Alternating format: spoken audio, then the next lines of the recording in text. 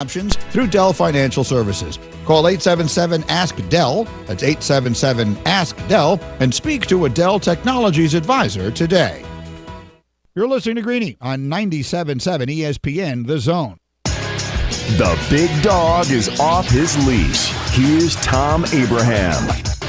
The ladies really dig these things, if you know what I mean, and I think you do. On Friday, I did Unleashed on the upcoming sports weekend and how it may be a good weekend to do a project around the house, which I did, or to go fishing, which I did as well. But I still managed to get a decent amount of time into Barca Lounger and caught up on several things, either live or on Memorex. And what a weekend it was. On the negative side, a brutal blow to the Atlanta Braves as they finally got to 500, only to see Uber star Ronald Acuna Jr. go down for the season with an ACL injury. After yesterday's loss, the Braves hit the break 4 back of the Mets with their own injury issues. And speaking of breaks, Conor McGregor suffered a gruesome broken leg in his fight with Dustin Poirier. McGregor looked overmatched, but no one wants to see the guy snap a twig.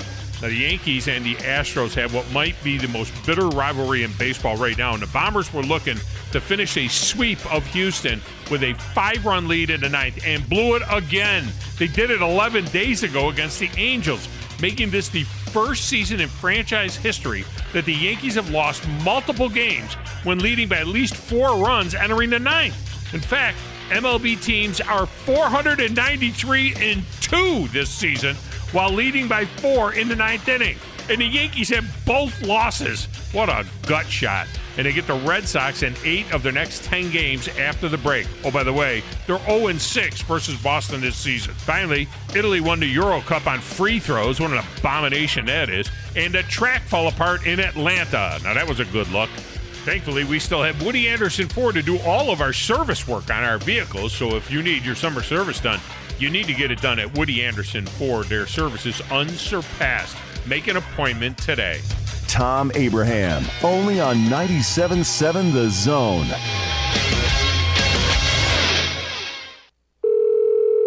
Hello? Hi, I'm calling on behalf of the Mice Nest. Mice Nest? Yes, Mice Nest. It's a nest of mice. They finished chewing through your RV wiring, so the fire should start soon.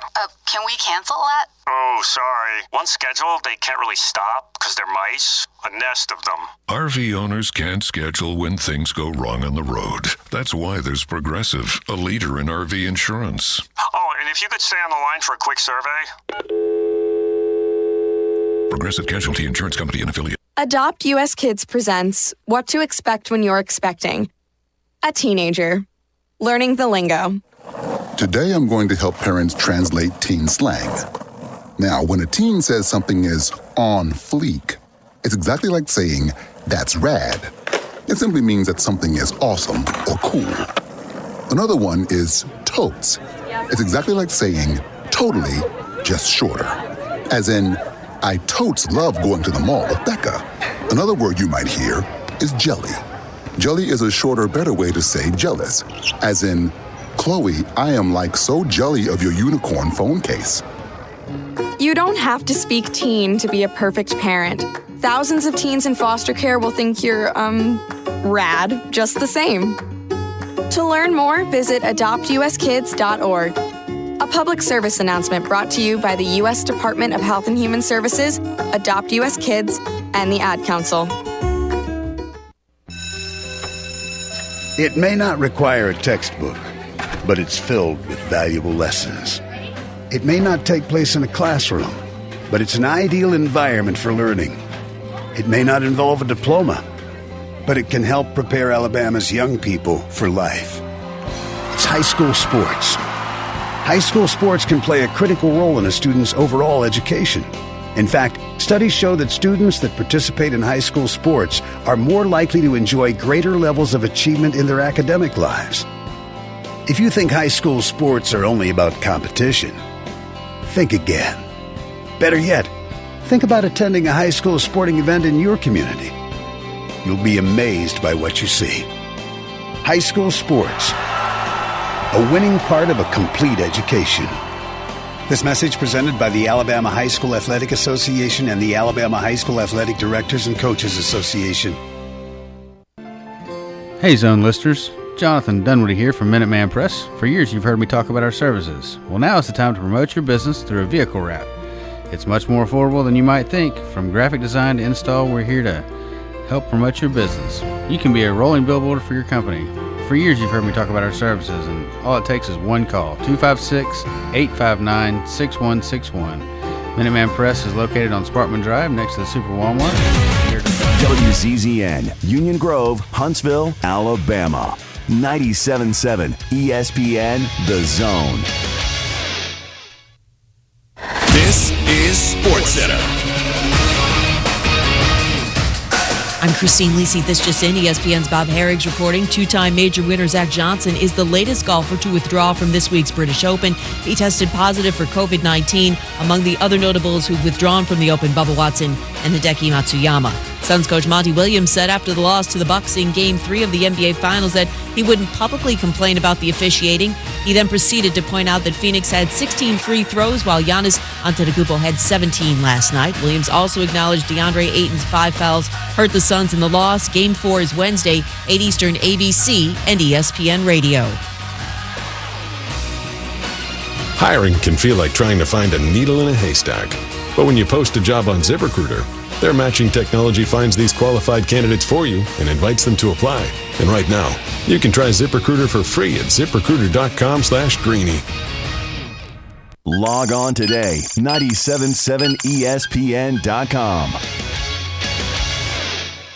From the WZDX Pinpoint Weather Center, I'm meteorologist Emily Owen. For this Monday, expect scattered showers and thunderstorms throughout the day, otherwise a mostly cloudy sky. High temperatures will be topping out in the lower 80s for the afternoon. And for your Monday night, expect scattered showers to continue. Low temperatures will fall into the lower 70s for the overnight. I'm meteorologist Emily Owen on your home for ESPN Radio 97.7 ESPN, The Zone. Leading the way for sports talk in North Alabama. Winning is the only thing that matters. Thank you. Yes, amen, I say yes. 97.7 ESPN, The Zone. Who wants coffee? Anybody wants coffee? Can you get me a dog full type thing? The tire's tired. He ain't good looking, but he sure ain't shy. He's a northern-bred, southern-fed, slick-talking guy. Listeners in his posse are the junkyard dogs. The SEC from Tennessee to calling them hogs. From Gainesville up to Lexington to the Titan Tiger Land. Nobody does it like Thom Abraham. You want me on that wall. You need me on that wall. Testosterone high today. Yeah, Tom's a man, he's got the plan, he's really got it made. What a wife he's got, she's smoking hot, check out the junkyard babe. When everything is said and done, no one can beat his show. He's a high-tech redneck, Tony Soprano. If you love sports without the fluff, he's got the master plan. Cause nobody does it like Thom Abraham, yeah. Hey, good morning, everyone, and welcome to Reaction Monday in the Doghouse. And, well, we have surprisingly a lot to react to from over the weekend. I mean, to be quite honest with you, there's no way we get this all in. I don't think we get it all in because we want to talk some college football and some stuff there as well. So I don't think that we can get it all in. But we're going to get as much of it in as possible, and we're going to give you an opportunity to get in as well over this next better part of 2 hours as we take you right up to noon and Chuck Oliver. Yeah, I mean, Conor McGregor breaking his leg. You kidding me? I mean, he looked like he was going to be overwhelmed in that match anyway. But then he get the Poirier basically breaks his leg. Nobody wants to see that, right? The Euro Cup being decided by free throws. I mean, this is one of the most annoying things in the sports world to me. In the entire sports world, I was going to do a poll question, but I couldn't boil it down to 4 things that annoy me. This is one of the absolute most annoying things in all of the sports world to me. Get off my lawn. Settling something like the World Cup or the Euro Championship, which I guess they only play once every 4 years, and they didn't get to do it last year, so they've been waiting 5 years to play this thing. 5 years. And after 2 OTs, 2 15-minute OTs, we have a field goal competition? I mean, it's not even like a regular season hockey shootout. And they put the ball down 12 yards away. And then you have a couple of guys missing the net, which is the size of a small state. I mean, come on, soccer. You got to figure something better than that out. Take one guy off the field every 5 minutes. Start the overtime after 90 minutes. Take a guy off every 5 minutes or something. I don't know. Take the damn goalie off if you have to. Hell, he only makes 1 or 2 saves a game anyway. Do something other than that. Oh, I know it's the tradition of the game that's been played for 1,000. There's a reason why we Americans fix this game. There's a reason why we pick the ball up and started running around with it, okay? This is the same game that they've been playing over there since they started by kicking a skull around 1,000 years ago. Come up with something other than free throws to determine your European championship, for God's sakes. So there's that. Plus, we've reached the All-Star break in Major League Baseball, and the Braves will play the rest of the season without Ronald Acuna Jr. after he blew out his knee. I mean, are they look, they're 4 games back. They were 4 games back. They've been 4 games back forever. They snuck up to 500. They got there. Then they lost the first game post Ronald Acuna yesterday. So they're 1 game under. But they're still only 4 games. Is it over? Alan Carpenter of TomahawkTake.com will give us his thoughts on that and this pitcher out of Wake Forest that the Braves took in the first round. Ryan Cusick is his name. He throws 102 miles an hour right now. Right now. I mean, is this a future stud closer? I know he's a starter type guy now, but you throw 102. Is he a closer? How soon will he be ready to go? Carp will be in at the top of the 11 on it. Did Brian Harsin really say? Because I haven't been able to find any verification other than a Facebook post, which I cannot believe is true, but nobody will deny it. Did Brian Harsin actually say about the proposed expanded playoffs, quote, I'm really excited by it. Hell, we might get a chance to whip Alabama's ass twice in one season. I'm ready for it, close quote. I mean, it has to be fake news, right? He didn't say that, did he? Anybody really know if he said that? Justin Ferguson of the Auburn Observer is coming up in a few minutes to discuss that and this wide receiver transfer the Tigers got from Georgia, Demetrius Robertson. I mean, this kid was the number 1 wide receiver in the 2020 recruiting class, signing class. Number 1 wide receiver in the 2016 class. He went to Cal. He was a freshman All-American there. Then he moved back to Georgia, sat out 2017. Really hasn't done a hell of a lot in the 3 years he's been at Georgia. I mean, he hasn't been much. I mean, he doesn't suck. And with Auburn losing, all of its receivers to the draft. But we'll get his take on that as well. Auburn is dead last in the SEC in recruiting right now. Let me see if that's still the case. It was the case when I checked an hour ago when I was doing my show prep. No, yeah, they're still last. They have 1 4-star commit. They have 4 3-star commits, and they have 1 no-star commit, a kicker. But they've done really well in the transfer portal with some transfers. We'll get Jay Ferg's take on that. Back to the MLB draft, which they had the first round last night. And you know what? I, for one, am glad that they made it a thing. I mean, this used to be a conference call. I'm talking about up to about 10 years ago. This was nothing more than a conference call, the Major League Baseball draft. 40 rounds. I mean, it's ridiculous. 20 rounds now. They did 5 last year because of COVID. 20 rounds is too many. Really? I mean, just make it 10, 12 rounds. Let everybody else go to college. We don't need 20 rounds, do we? But the draft reversed a trend that has been building in favor of college kids. I think the NIL will change this as well. I think more kids will go to college knowing that they can get some money going to college.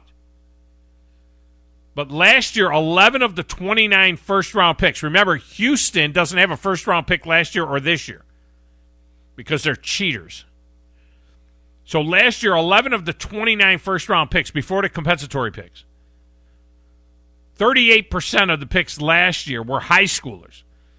Last night, high schoolers accounted for 15 of the 29 picks, almost 52%, 10 position players and 5 pitchers.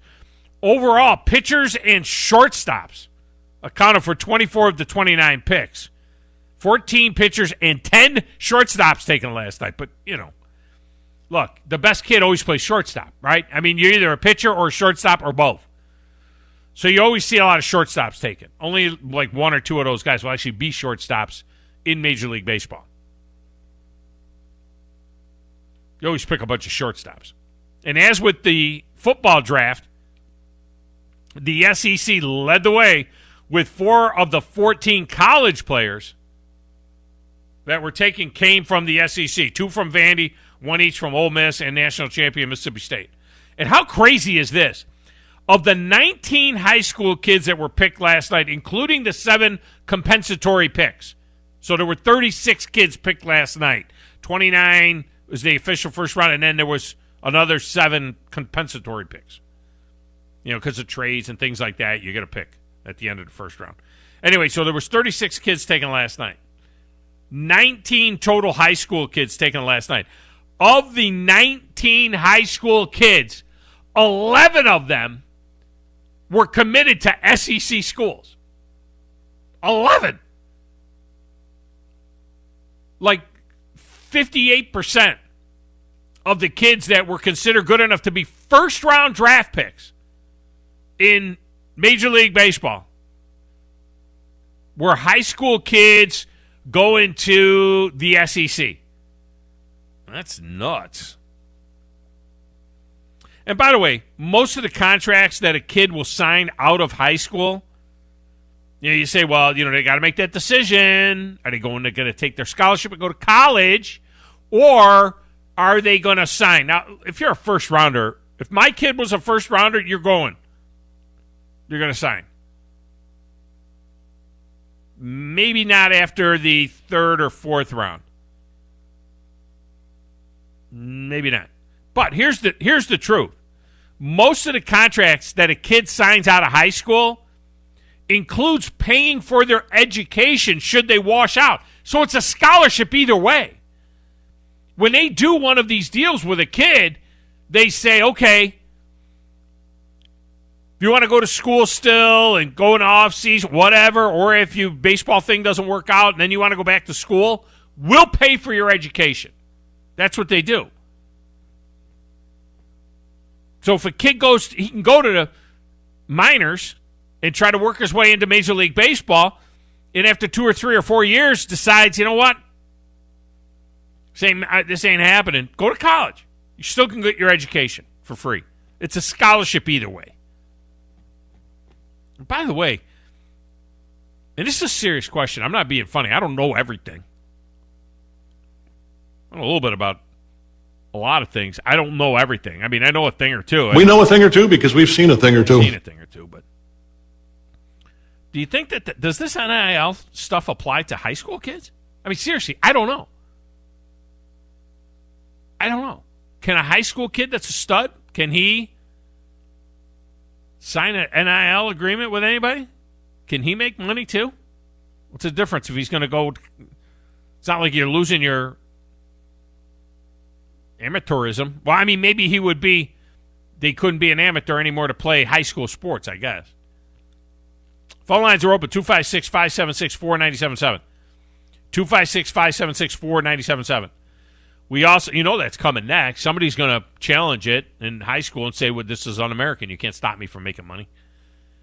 We have the entire digital doghouse for you as well, consisting of our Twitter feed and Facebook pages at Thom Abraham Show. The text window, 732-9TA Show, 732-982-7469. Great way to communicate with the show as well. The Zone is on Twitter, Twitch, and Facebook at 97.7 ESPN. Online at 97.7ESPN.com. Get the app. You need the app. Listen, you really need the app with SEC Media Days coming up. You can take it near, you can take it far, you can take it in your car, you can take it to a bar. I mean, we're going to be there all day, basically except for the 1 hour that Greeny is on. Morning show's going to be there. Tom Abraham show's going to be there. Chuck Oliver's going to be there. Paul Finnebaum will be there. The Drive will be there. So they're all going to be there. We'll be there all day. You're going to want to have the app. Everything you need to know and some things that you really don't need to know is what you'll find out there. It's a good question by Grumpy. Why isn't the transfer portal included in the recruiting?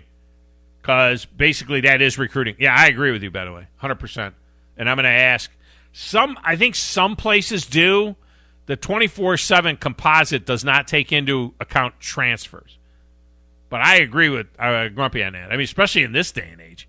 You do as much recruiting out of the transfer portal as you do of high school kids. We'll ask Jay Ferg about that in a few minutes. So back over there in that little glass booth, playing the Platters That Matter and the Stacks of Wax and answering the phones and practically despondent over the Acuna injury. It's Coach Grizz. Do you know who I am? Who in the blue hell are you? I'm the producer of this show. If I didn't step up, you're nowhere. I put this thing together out of spit and pollen. I'm telling you, there's an embarrassing press conference in that kid's future. You don't ever say that to me. Bullcrap. There won't be any misinformation. There won't be any false statements. There won't be any hearsay. How come there ain't no Puerto Ricans on Star Trek? You ask me those kind of questions, it really pisses me off. Tom, can you get me off the hook? Roll type safe. You ask a question every week that I don't know anything about. I don't know how to say this, so I'm going to choose my words very carefully. I think you're a psycho. You do what everybody else in media does, just create some and throw it on the wall and see what sticks. I ain't gonna be buried. I want a taxidermist to stuff me. Say hello to my new friend!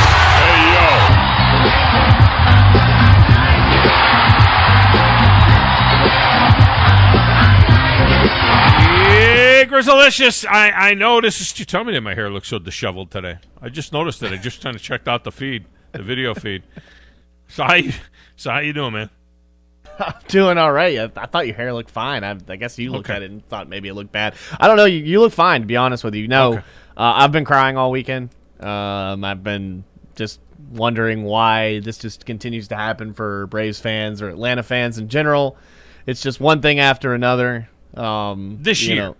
This year. But, I mean, like, it just seems like it's like every time that as a Braves fan, we sit here and just get excited for the season, and we continue to do the same thing over and over and over again, get all the way to the NL, the pennant, and just lose it in an embarrassing fashion, or some kind of rule gets made up and the Braves lose. It's just something. 2 outs away from going to the World Series. It's like one thing after another with the Braves, I swear.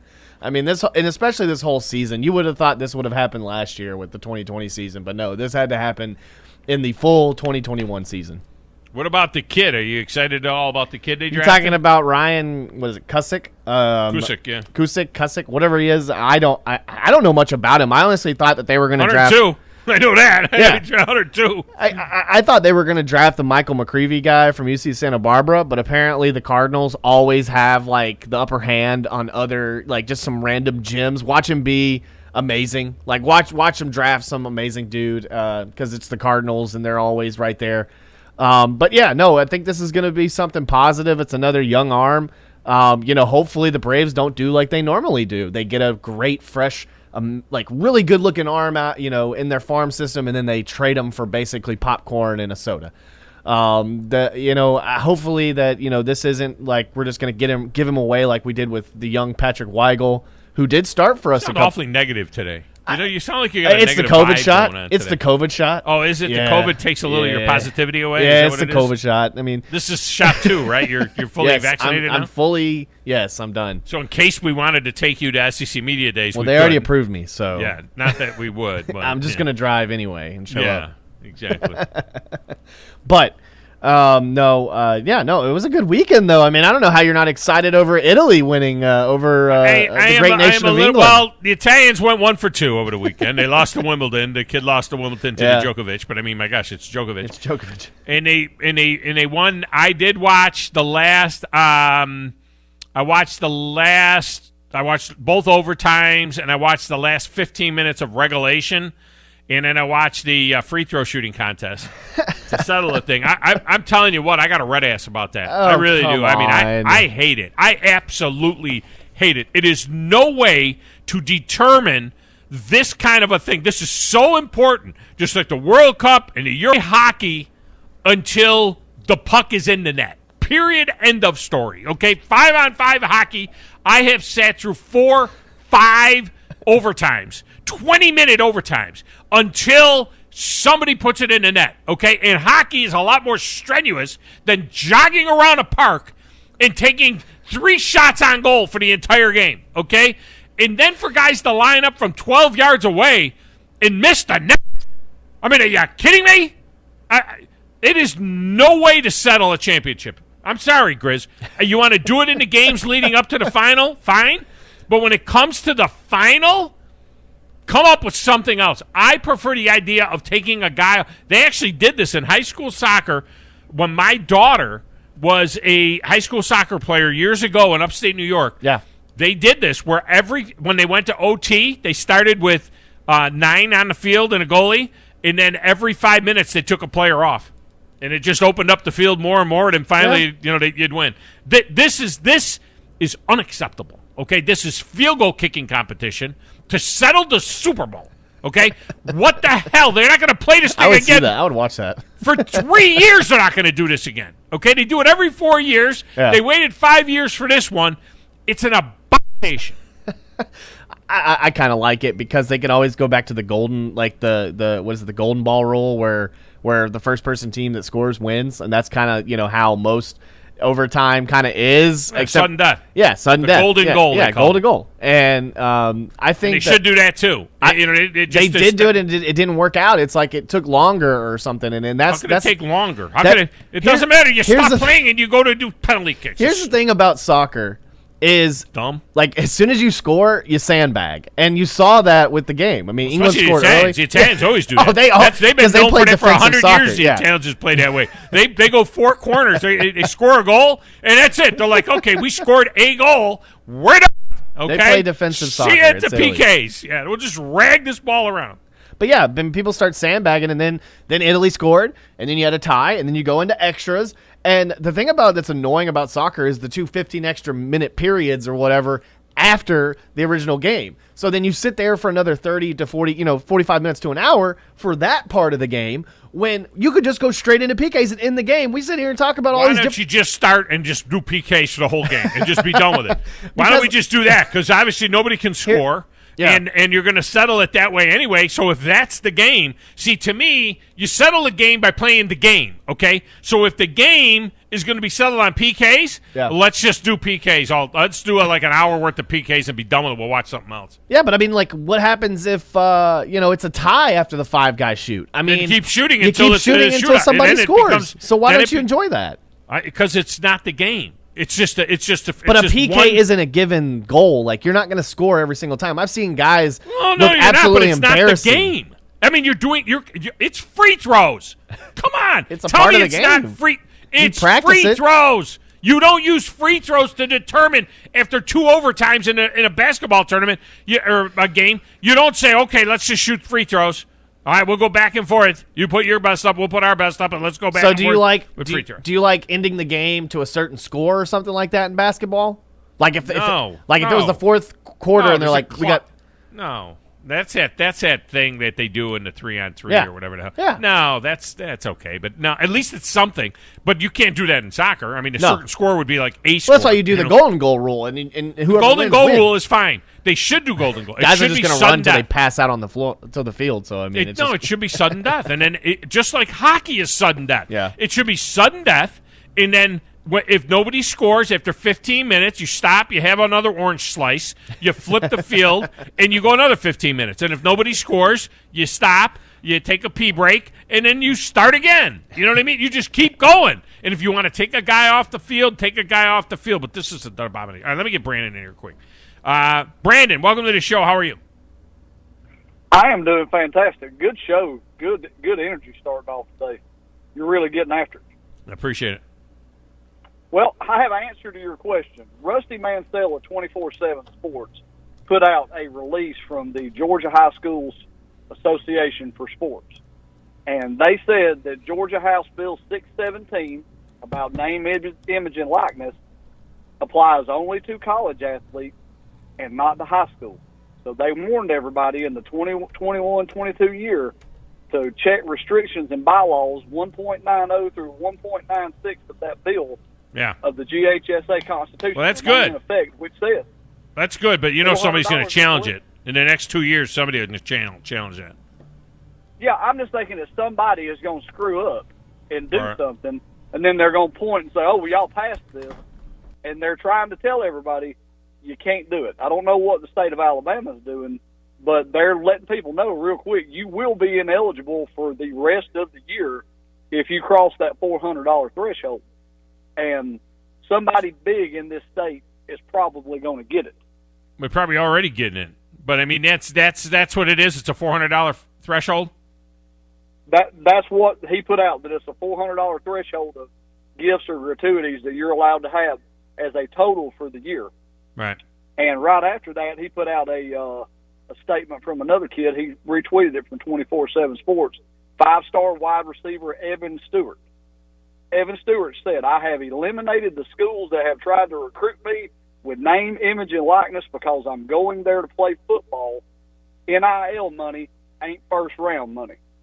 So some of these guys out here that are at the top are understanding that going to a school for NIL money is low-hanging fruit for them, and they don't want no part of it.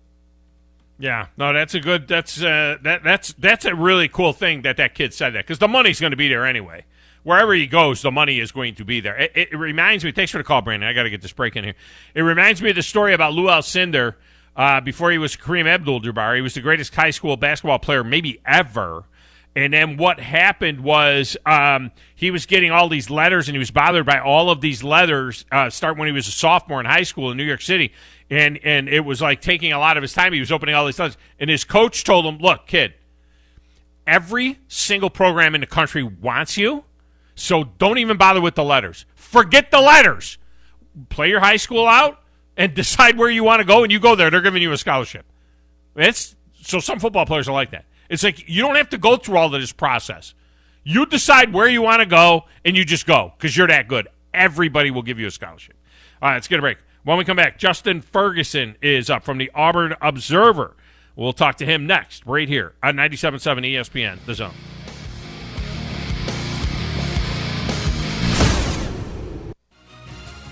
You're listening to the Thom Abraham Show on 97.7 ESPN, The Zone. This is Brent Musburger's Action Update. Simple Green is perfect for making your auto, RV, cycling, boating, and other sporting equipment look like new. Visit them at simplegreen.com.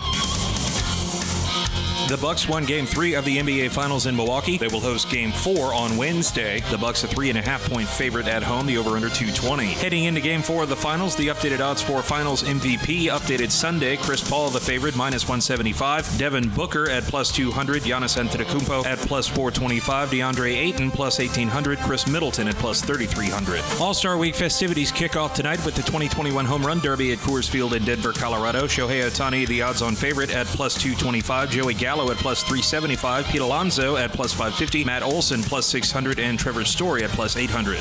I'm Trey Westerberg, 97.7 ESPN, The Zone. Get more out of summer with savings on appliances to simplify and streamline during the Home Depot's 4th of July savings in-store and online. Right now, you'll save a bundle on top appliances like this Samsung laundry pair. Celebrate summer with a laundry upgrade during 4th of July savings at the Home Depot. How doers get more done.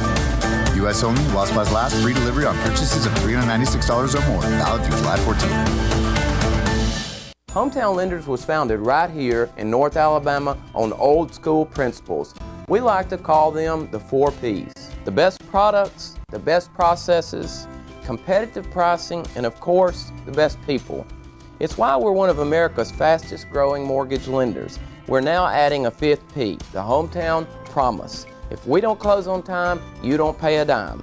Yes, you heard that right. On time, every time, or we refund 100% of our fees. Isn't the story of the prodigal son an amazing story? Basically, a rowdy boy who literally wished his father dead, ran away, and consumed his wealth with hard and fast living. Yet the father looked for his return every day, and when the boy got tired of eating pig slop, he decided to return. What did the father do? As soon as he saw that boy, he ran to him, threw his arms around him, and killed the fatted calf for a great celebration. Hey, I'm John Dees, pastor of the Cross Point Church. If you're looking for a church home, come see us, smack dab across the street from the YMCA in Madison. Hi, everybody. Eli Gold here. Right now, indoor air quality occupies top-of-mind awareness for families and business owners. Rick Smith. 7. Or check us out online, advancedlifeclinic.com. From the WZDX Pinpoint Weather Center, I'm meteorologist Emily Owen. For this Monday, expect scattered showers and thunderstorms throughout the day, otherwise a mostly cloudy sky. High temperatures will be topping out in the lower 80s for the afternoon. And for your Monday night, expect scattered showers to continue. Low temperatures will fall into the lower 70s for the overnight. I'm meteorologist Emily Owen on your home for ESPN Radio 97.7 ESPN, The Zone. This is Steve Moulton from The Drive. Be sure and join us today from 5 to 7 with Wes Neighbors and me. Now back to the Thom Abraham Show on 97.7 ESPN The Zone.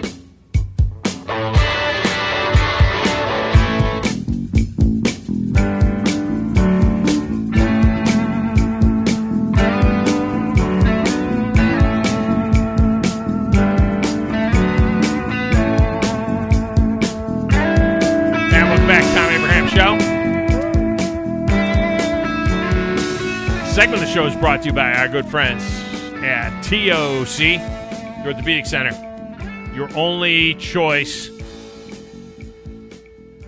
when you need, help for or any kind of orthopedic problem, whether it's a surgical problem or whether it's just something that's sore, it's a sore shoulder, something that's bothering you, your knee, whatever it is. And you don't have to be an athlete. It could just be an aging thing. It could be whatever it is. You could have hurt yourself, on a ladder, painting 15 feet in the air, like somebody I know, like me, all right, over the weekend. It doesn't matter what you do. It's TOC is the answer. That's the biggest thing, is that what is the answer? And the answer is TOC for all your orthopedic needs. Joining us now, Justin Ferguson from the Auburn Observer. He is on the Neighbors Wealth Management Hotline. Justin, welcome back to the show, man. How are you?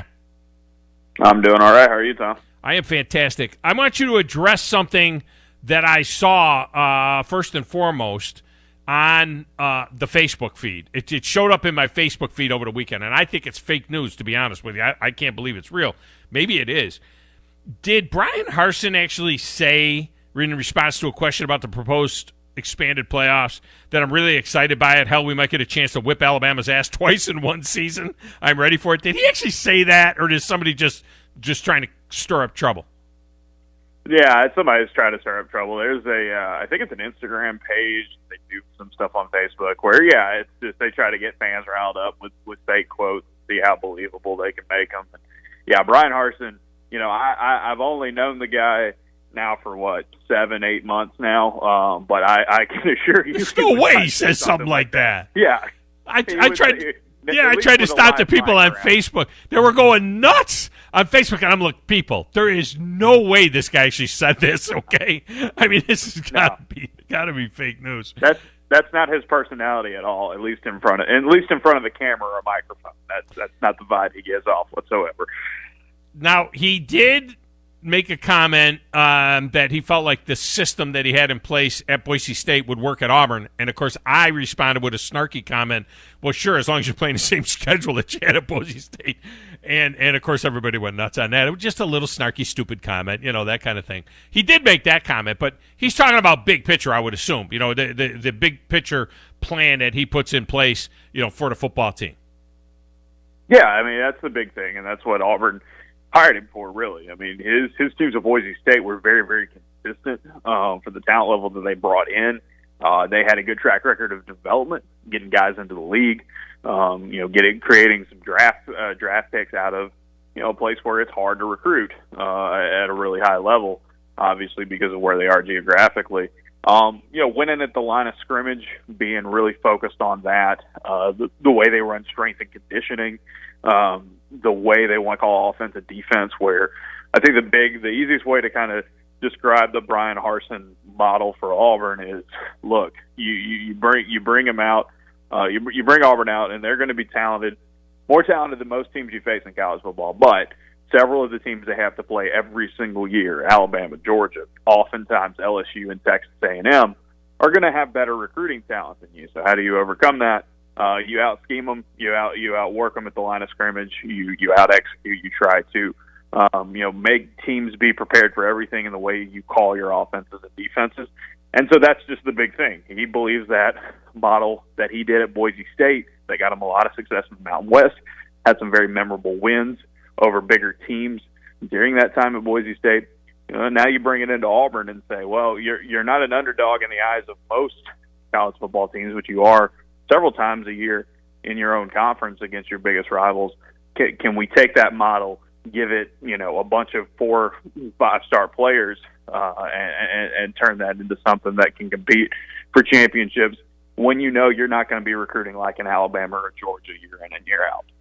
There were years that they did, though, and I think that's the one thing. I think that, and I know there's this whole mindset about Auburn and Alabama, and and their standings and so on. But Tommy Tuberville was in there going one for the thumb and then starting a second hand and all that other kind of stuff. So there have been those kind of runs.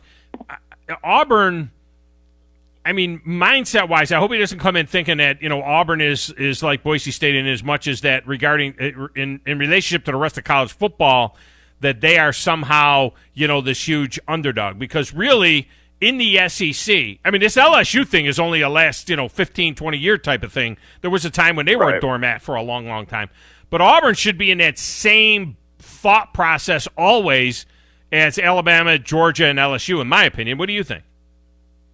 Yeah, I mean, I think the way Nick Saban has run this program right now at Alabama, that you are not going to beat them in recruiting. Like, that's just hard to do. Georgia's been able to do it because I think Georgia has kind of the same model, and they play in one of the most talent-rich states in the country, and they don't have an in-state competitor at near the level that they're at. But yeah, I mean, I think if Auburn is firing on all cylinders and Auburn is playing to its full potential as a program, you're looking at them as, you could say even in this era of college football, they are up there in the top 3 or 4 teams in the SEC. I think you can definitely do that. I mean, no one had more success against Nick Saban than Gus Malzahn, right? Right. Georgia has been a tough nut to crack for Auburn really for the last 2 decades, honestly.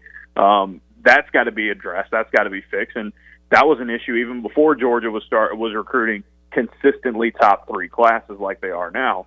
And it's going to be like, can you be more consistent against LSU? Can you prevent Texas A&M from taking your spot in the SEC West with the way they're recruiting, the way Jimbo Fisher's trying to get that program to where it wants to be with the money and the resources they have?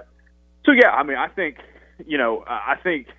Auburn fans have to be very realistic about the challenge that you face against Alabama and Georgia in the nature of the way recruiting happens. But, they have proven in the past that they can beat those kind of teams without having that top tier talent level compared to everybody else.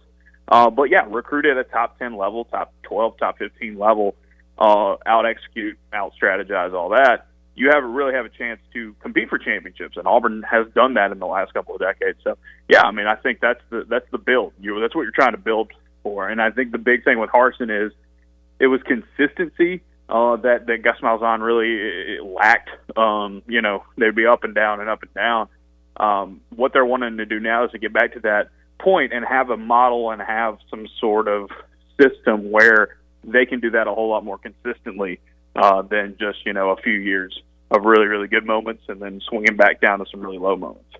Yeah, I mean, in my mind, they're clearly a Tier 1. If you break up the SEC into, maybe 4 or 5 Tier 1 teams, and then you got a middle tier, and then you got the bottom tier, they should be a Tier 1 team at all times. Now, the cautionary tale is Tennessee, because Tennessee was a tier 1 forever, and I don't think we can say that anymore. I think Tennessee is just in the middle now. That middle, Tennessee, Kentucky, South Carolina kind of comes and goes.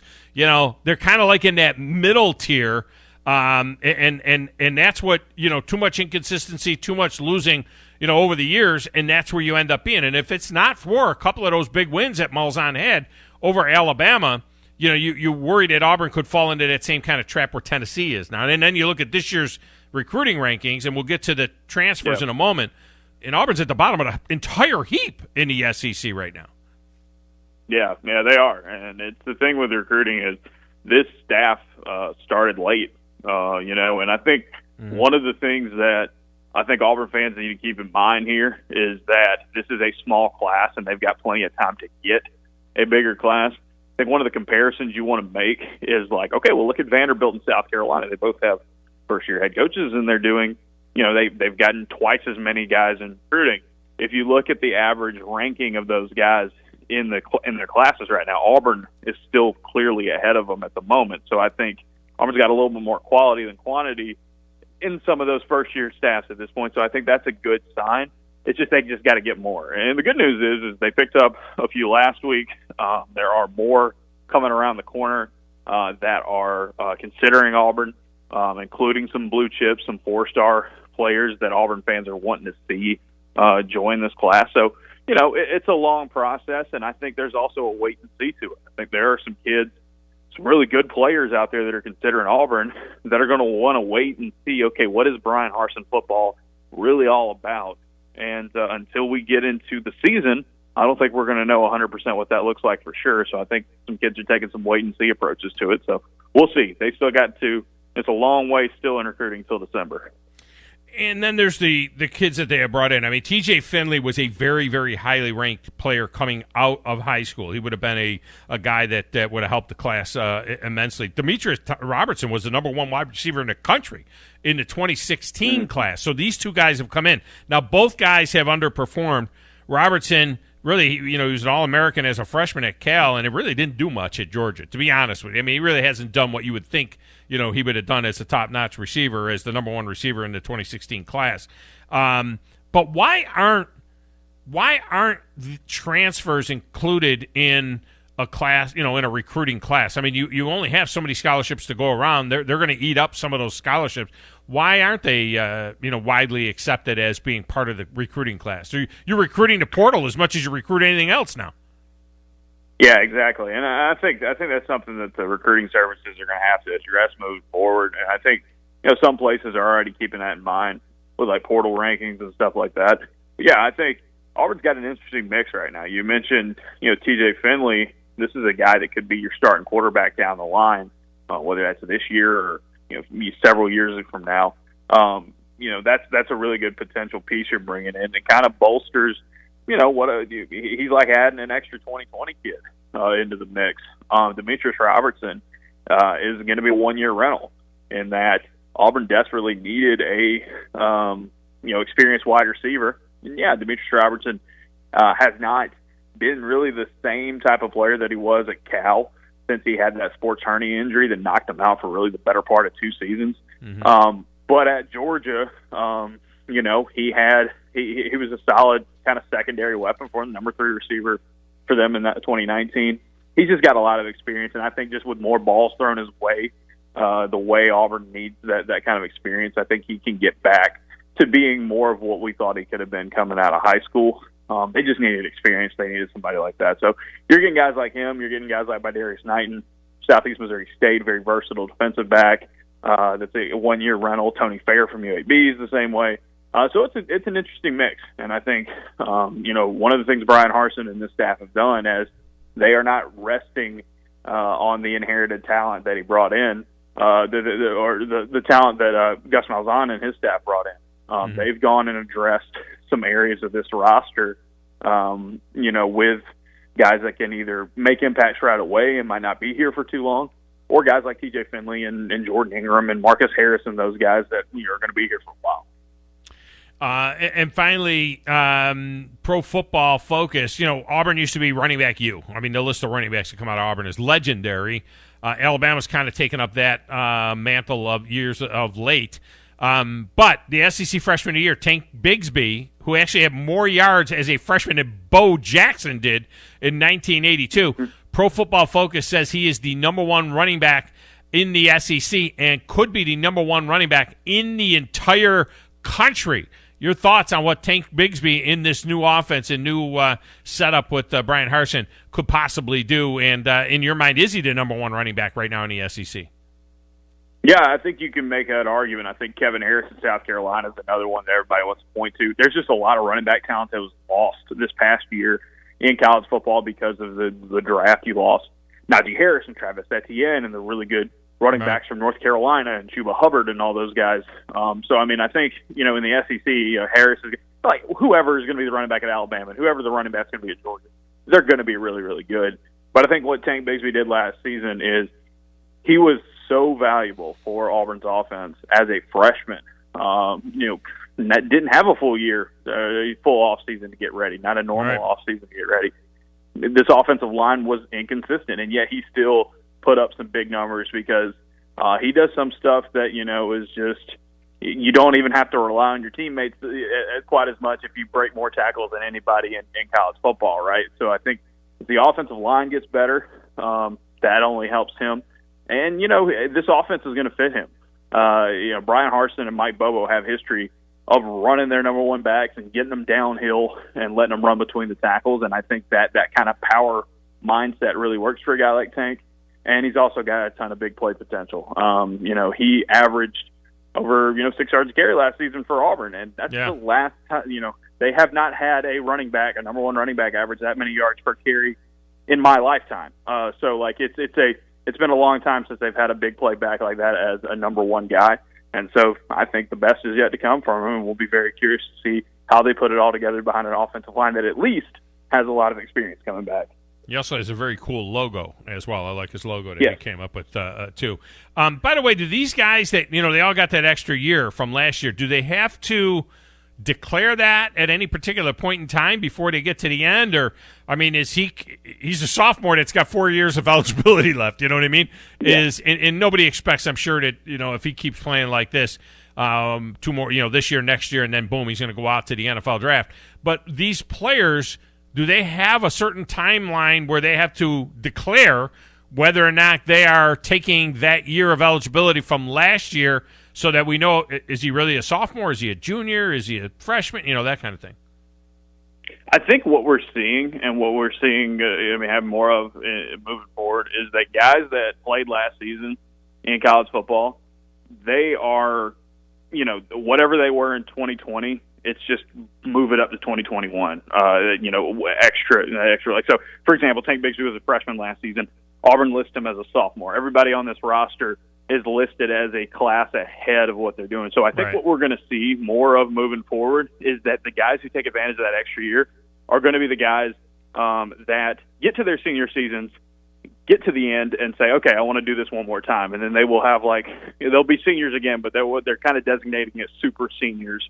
I think we're going to see more of that. Guys. So it wasn't just for last year's seniors. It wasn't something that was just for last year's seniors. Right. They could come back. All of these kids that are in the country now, everybody's got a free year, and you wonder how that'll affect the recruiting as well down the road. You got to know whether these guys are hanging around or not. So it's good 100%. Stuff there. Yeah, Justin Ferguson doing a tremendous job as always. Check him out at the Auburn Observer. Go there, subscribe. You get all the Auburn news that you could possibly want at the Auburn Observer. Justin, I appreciate you, man. Yeah, absolutely, Tom. Thank you. All right, thank you. I just wondered about that. I didn't know if it was just for the seniors.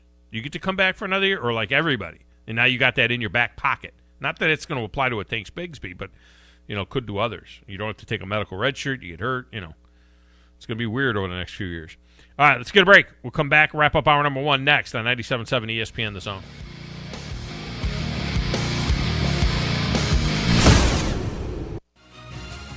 You're listening to the Thom Abraham Show on 97.7 ESPN The Zone. Sitting here with Ann Adams of Berkshire Hathaway Home Services, Rise Real Estate.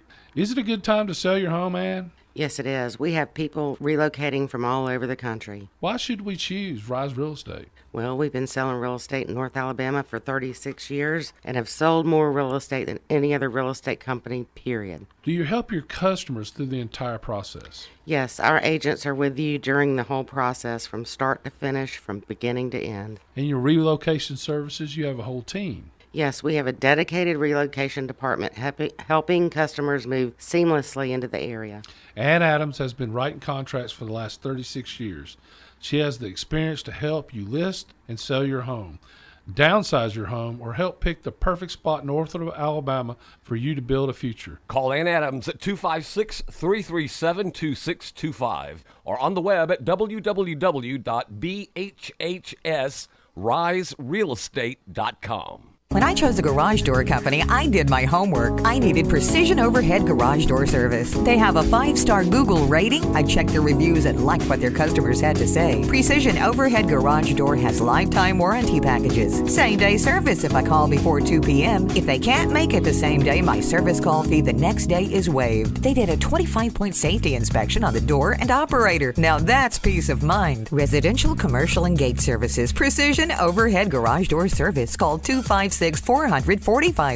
McCurry Motors is your car and van rental headquarters. You can rent the vehicle you need today. Family in town, sporting event, church function, no matter what your need, McCurry Motors has you covered with a wide selection of cars and vans available for rent. They have 12-passenger Mercedes Sprinter vans, 12-passenger Ford Transit vans, 15-passenger Ford Transit vans, and 15-passenger Chevrolet Express vans. They have 2 locations, Highway 72 in Athens or Max Luther Drive in Huntsville.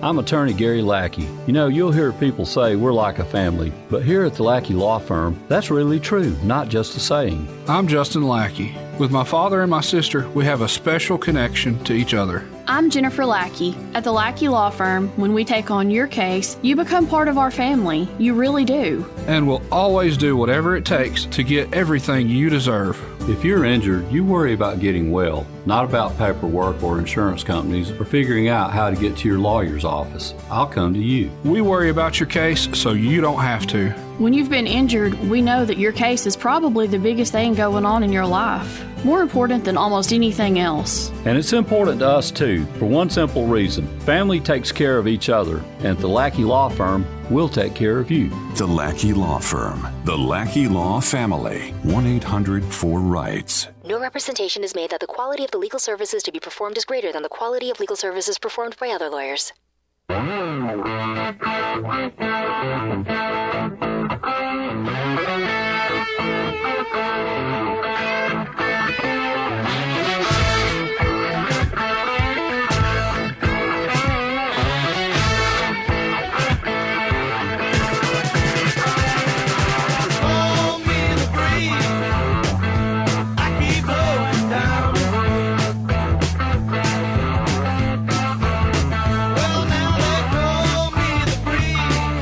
Welcome back. By the way, the Demetrius Robinson kid, the transfer from Georgia for Auburn, just so you know, he played 32 of the 38 games in Georgia from 2018 to 2020. Didn't do anything in 2018. He had a couple of end round type reverses and so on. Didn't catch a pass. In 2019. He had 30 catches for 333 yards, which was third best on the team. And then last year, just 12 catches for 110 yards, 2 of which came against Auburn. So he had caught 50 balls for 767 yards and 7 touchdowns as a freshman at Cal. And he was a freshman All-American there. But this kid out of Savannah Christian in Savannah, Georgia, was the number 1 receiver in the country. Coming out. Number 1 receiver in the country. And hasn't really lived up to that bill yet. But who knows? Maybe in this offense, maybe he has a big year for Auburn. We'll just have to wait and see how that pans out. And I don't know, did this happen Friday? Maybe it happened late on Thursday.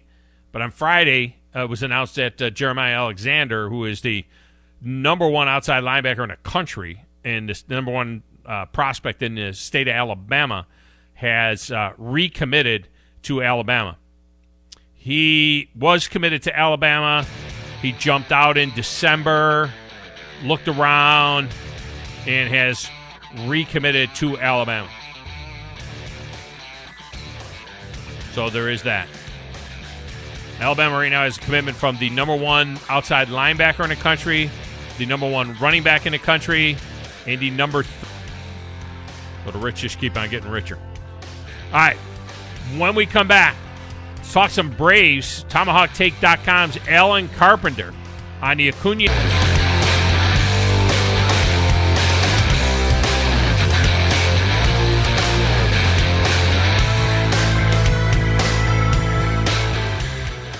If you're ready to lower your utility bills, it's time to call Eagle Insulation. Eagle can handle it all. Attic re-insulation, insulation removal, wall insulation, and new construction insulation, commercial and residential. Our primary goal is to save you money, and lots of it. Typical clients realize their return on investment within 3 to 6 months. That means the re-insulation actually pays for itself and then some. See if we can help you. Contact Eagle Insulation today, 256-755-1556, or log on insulatewitheagle.com.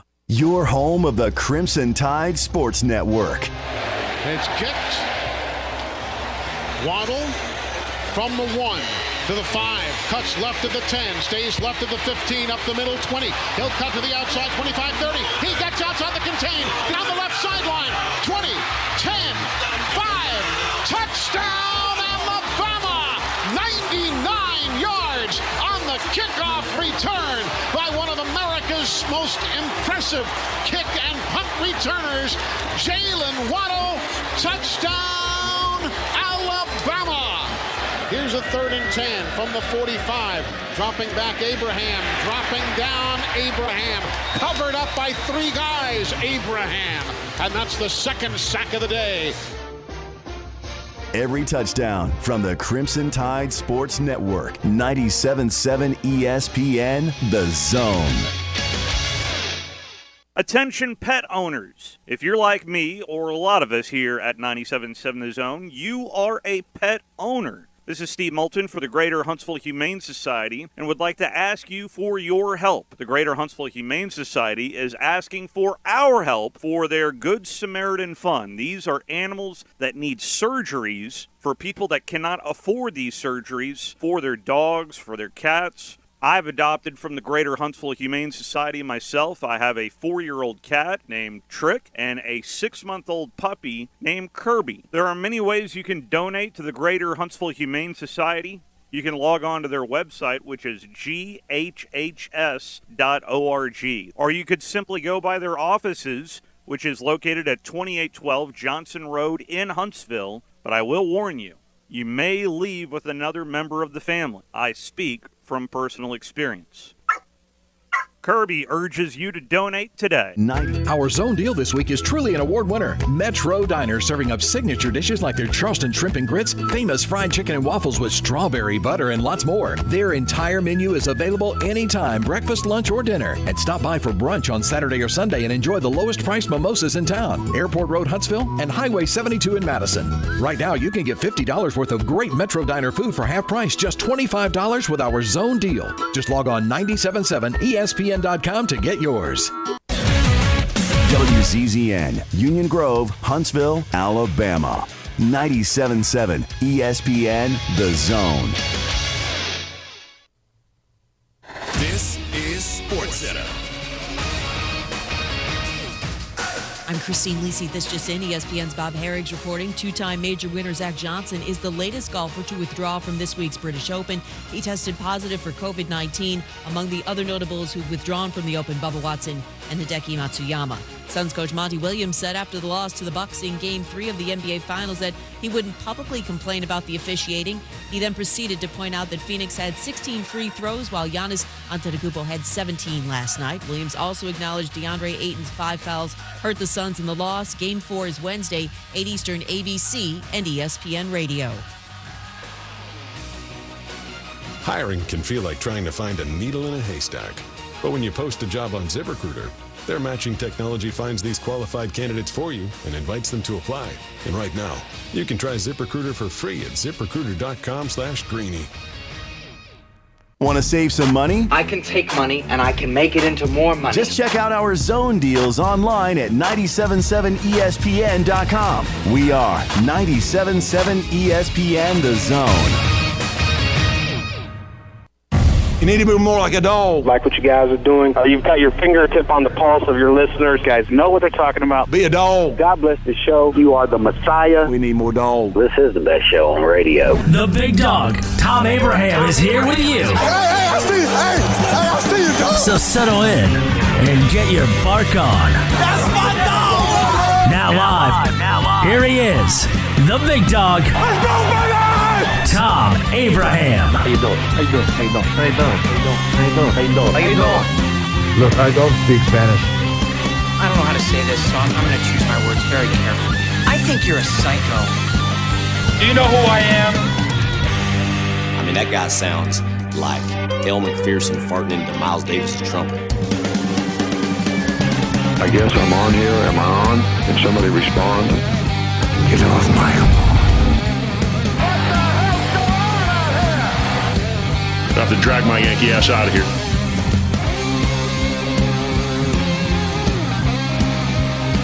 Well, my Yankee ass pretty bent out of shape yesterday when the Yankees pissed away a 5-run lead in the 9th inning against the Houston Astros. Now, yes, they have a better record than the Braves, but my goodness gracious almighty, you want to talk about annoying and aggravating.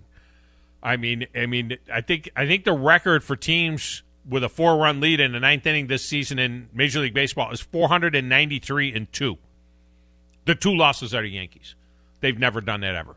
So I'm trying to try and channel a good vibe into the Braves, who have had a nightmarish season, by wearing a Braves hat for this segment. So those of you that are watching the feed can see that I have my Braves hat on. They are my National League team. I pull for the Braves. And the only time I don't pull for the Braves is when I'm playing the Yankees. But this has been pretty ugly. So joining us now to talk about it is our good friend Alan Carpenter from TomahawkTake.com. Carp is on the Neighbors Wealth Management hotline, by the way. Carp, welcome back. How are you? I'm doing really well. I'm a lot better than Braves are right now. I got to admit that. But Braves, yeah. We're hanging in there. Yeah, Braves or the Yankees, for that matter. I may not be able to watch baseball the rest of the year. By the time we get past the first week after the All-Star break, I may be full on with the upcoming football season because I don't even know if I'll be able to watch baseball anymore. Let's talk first about the Acuna injury. I've seen 9 months, 10 months, scary numbers like that. It's about 9 months till spring training. Is the general consensus he won't even be ready for the start of next season?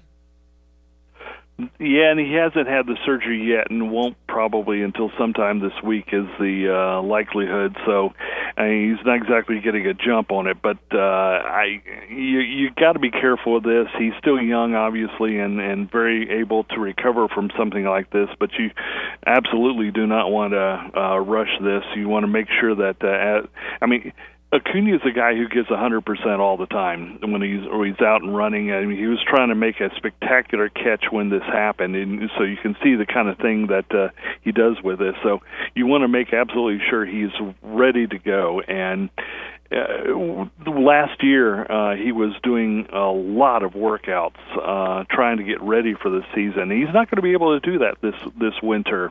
So on top of all that, his regular regimen for working out and getting ready for the season is going to be set back. So even when he's cleared to play, I think that we're probably going to still have to slow roll it. So I would not be surprised if we're talking a couple of months into the regular season of 2022 before we see him in action again.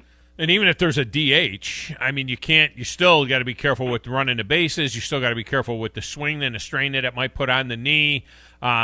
But you would think that possibly it would be a scenario that if the DH does come to the National League, that he might start out DHing before he plays in the field. That's definitely a point. We'll have to see what happens in the offseason, the kind of guys that they look at trying to get in the outfield, because right now the outfield is entirely open for the Braves. They have nobody coming back other than Acuna for the outfield for next year. So at this point, it's all bets off as to who they look for, who they get, who might be an excellent defender.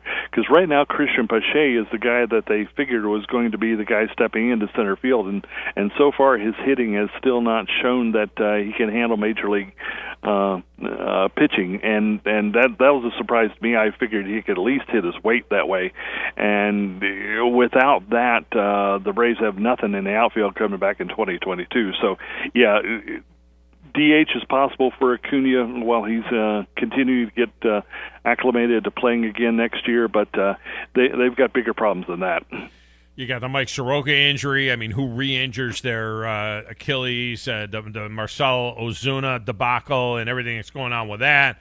I mean, what a just a absolute nightmare that, this whole thing has been. So that brings us to, the trade deadline at the end of the month. So there's a couple of weeks that comes before that. At the end of the day, there's still one game under 500, and there's still 4 games off of the lead in the NL East. Does it make sense to be a seller? Because, so say they play out of their mind in the second half without all these guys, which would be hard to figure. But what do you sell? I mean, and are you selling something that, we've seen teams be sellers, and then all of a sudden it becomes a complete rebuild? You don't want this team to be looking at, 2025 before they're a contender again. Yeah, this is a crazy thing to think that they're even still in contention with all this going on. Wrote a piece last week where I was looking at all the ranks of positions of all teams in baseball, and the Braves have, I think it was 4 positions where they rank 25th or worst in terms of offensive performance. Catcher, we knew about Travis d'Arnaud being gone or being out. Shortstop, Dansby Swanson is definitely a excellent fielder, but at the plate he's been so inconsistent this year. And then the other 2 outfield positions other than Acuna. So the question is, do you go out and try and fill all those positions? Well, that's very difficult to do at the trade deadline. Even getting one impact player is very difficult to do. So does it make sense to try and sell a little bit, especially now that Acuna is down? If you do sell, then it's guys like Charlie Morton, Drew Smiley, perhaps. A couple of the relief pitchers, maybe they could offload Will Smith's contract, things like that. So if you're going to lose Morton and Smiley at the end of the year anyway. Will Smith had another year on his contract. A guy like Luke Jackson's having an excellent year. They could go ahead and deal him out. Guys like that in the bullpen can be replaced. They were already going to have to replace some pitchers, so it wouldn't be a total rebuild if they'd opted to sell, and frankly, it does make logical sense to go ahead and do that, especially when you look at the schedule coming back from the All-Star break. They start with the Padres, Rays, and St. Louis Cardinals, Milwaukee, and the Mets, so it's a very difficult road to hoe before the trade deadline even. So the fact that they're this close, maybe as close as they get before the trade deadline. So as these things are going, there are some assets that can be sold without hurting the long-term team outlook. At the same time, if you manage to somehow figure out how to get some decent trades, you could get a couple outfielders to help bolster the lineup at the trade deadline, and then you're getting some guys back later on. So you almost have a coin flip as to whether you buy in big or go ahead and sell. Yeah, that's going to be the big question the rest of the month. For sure, Alan Carpenter with us from Tomahawk Take. And there are guys there that are attractive to teams that are contenders. I mean, Charlie Morton was brought in because, for the most part, they thought that he was going to be a dude that was going to help them get over the hump in the playoffs. And if playoffs aren't a factor for them, some of these other playoff contenders, I think that Charlie Morton is a guy that you might be able to get a little bit more than what he's actually worth from a playoff contender. Yeah, and in fact, one place he might be certainly willing to go back to is the Tampa Bay Rays, where he came from. Right. And the off season when he was looking at signing, he was looking at either the Rays or the Braves and nobody else. So whereas the Braves might be allowed to trade him anywhere, he certainly be more willing to go to Tampa, and they've got prospects galore. So even if the Braves paid all of his freight in terms of salary, that might be a good matchup for Atlanta to help bolster their beleaguered farm system. Other guys, you certainly could use relief guys all over the league. Anybody could use starting pitching help in terms of Smiley. So I think there's possibilities there, and it'd be interesting to find out still which direction they want to go to. We'll find out in the next 2 weeks for sure.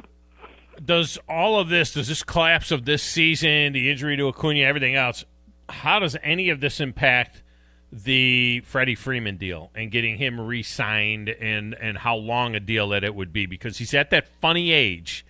I've said all along, 4 years, man, max. 4 years. I wouldn't give Freddie Freeman a 6-year guaranteed deal and so on and so forth. I'd go, 4 years if he can get it.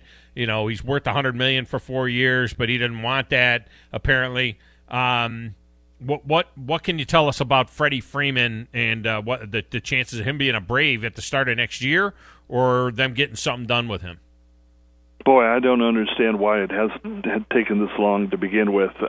He certainly still wants to be there. He told that to Dave O'Brien at The Athletic. What have they offered this last week? What has been offered? Well, to we don't even know that there's been an offer, or I presume that there has been some back and forth about that, but I don't understand what the holdup would be, except in terms of dollars and years. I would expect that he'd be looking for something around at least the 5 to 6 year range.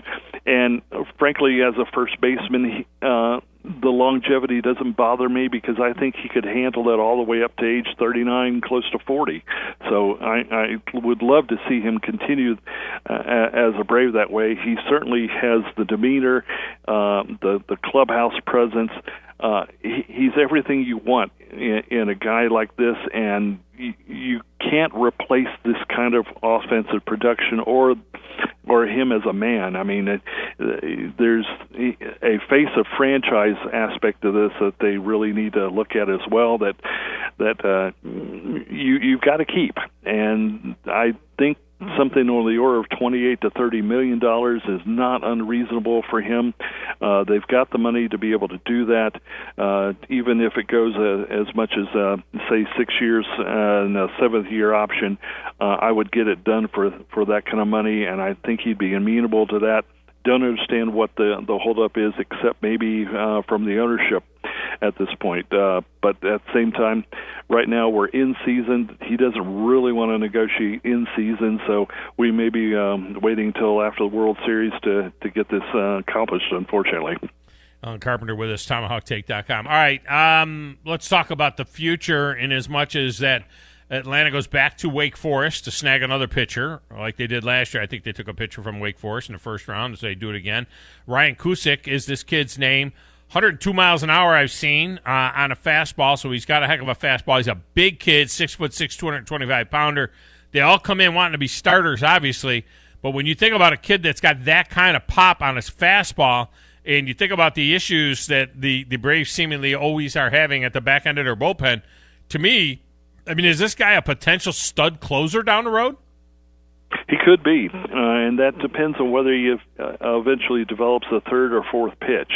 He has his fastball. He has a changeup described as work in progress. He also has something of a slider, a curve, slurve thing that probably needs to be developed into two distinct pitches. But right now, he is that kind of flamethrower guy, and he was probably drafted as much on the metrics that he has, spin rate and fastball speed, as anything else. He has the record now for Wake Forest strikeouts per 9 at close to 13. He struck out, 108 hitters in the ACC, and the 70 innings and 12 starts that he made. Yeah. His ERA wasn't particularly great. Jared Schuster was better last year for Wake, but with that fastball, you've got something to work with. Even if you tone it down to 95, 97 where he sits, I mean, he's a big horse. You're right, 6'6", 235. So he's got the tools, he's got the size and the makeup to be able to do be a starter if he develops a changeup. And oh, by the way, the Braves are pretty good at developing guys with changeups, so that might be a way to get him as a starter. If not, then hey, fall back as a wipeout reliever, closer kind of guy. Not out of the question either. So that's what you got. Keith Law thought he was the best guy on the board when the Braves took him. I was thinking he might be another under-slot kind of signing as Schuster was. They got him last year for $650K under slot and then used that money on a fifth-round pick. I frankly don't still understand quite the idea of not taking the best guy on the board when you've got him, because you never know whether you can get that kind of value and performance when you go to the later rounds. That's why they slip to the later rounds. So this could be either one. We still don't know exactly. If you go by Keith Law's reckoning and maybe the Braves' reckoning, he was the best guy on the board at the time. But time will tell, and we'll see how they end up with the contract and the bonus level for that, and see what they can do with it.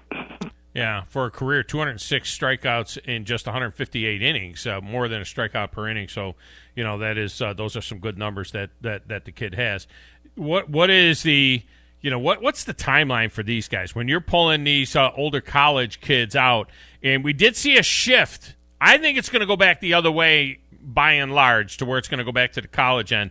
But in the draft, and I know you're a bit of a baseball draft, Nick, we saw a shift this year where 11 of the 29 first-rounders, 38%, were high school kids.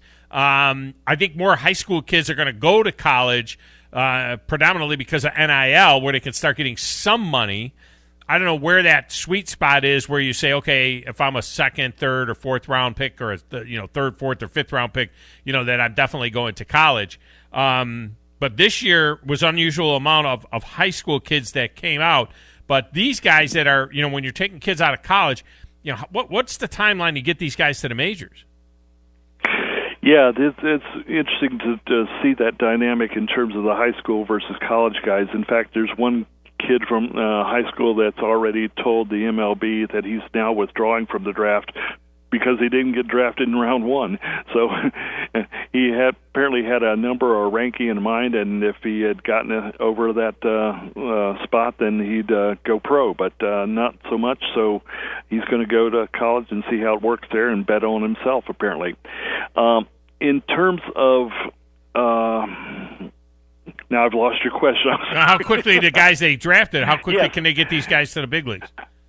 Right. There's a thought that Cusick could be a pretty quick mover. And really, if you get guys who are showing their stuff, the aces move quickly. I'm not calling Cusick an ace. He's probably a middle-of-the-rotation guy if he does make it as a starter. But it's going to depend, in his case, on whether he can develop that extra pitch to be an effective starter. Because right now he's essentially a two-pitch guy. Fastball and the slurve thing. If he can develop a definite third pitch quickly, then he certainly will move.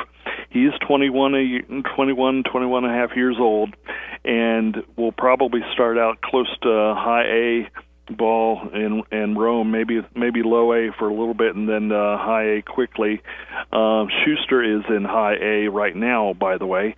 So it just simply depends on how well they adapt to starting. They do not want to push these guys and get these guys heavy innings yet. Especially that was the case with Schuster, since 2020 was such a weird year and they lost a lot of developmental time. But Cusick has a chance to go quickly. If he ends up as a relief guy, then it'll be more quickly, like maybe 2 years. If it's a starter, I expect he'll take another additional year to reach the majors, perhaps. Always a pleasure. Always tons of information on the Braves. Alan Carpenter from TomahawkTake.com. Carp, I appreciate you so much. You're gonna watch a home run derby tonight, right? I think so. My money right now would be on Shohei Ohtani because I expect him to beat Trevor Story at the end, because I think these guys are going to be sucking air in Denver by the time they get to the second and third round.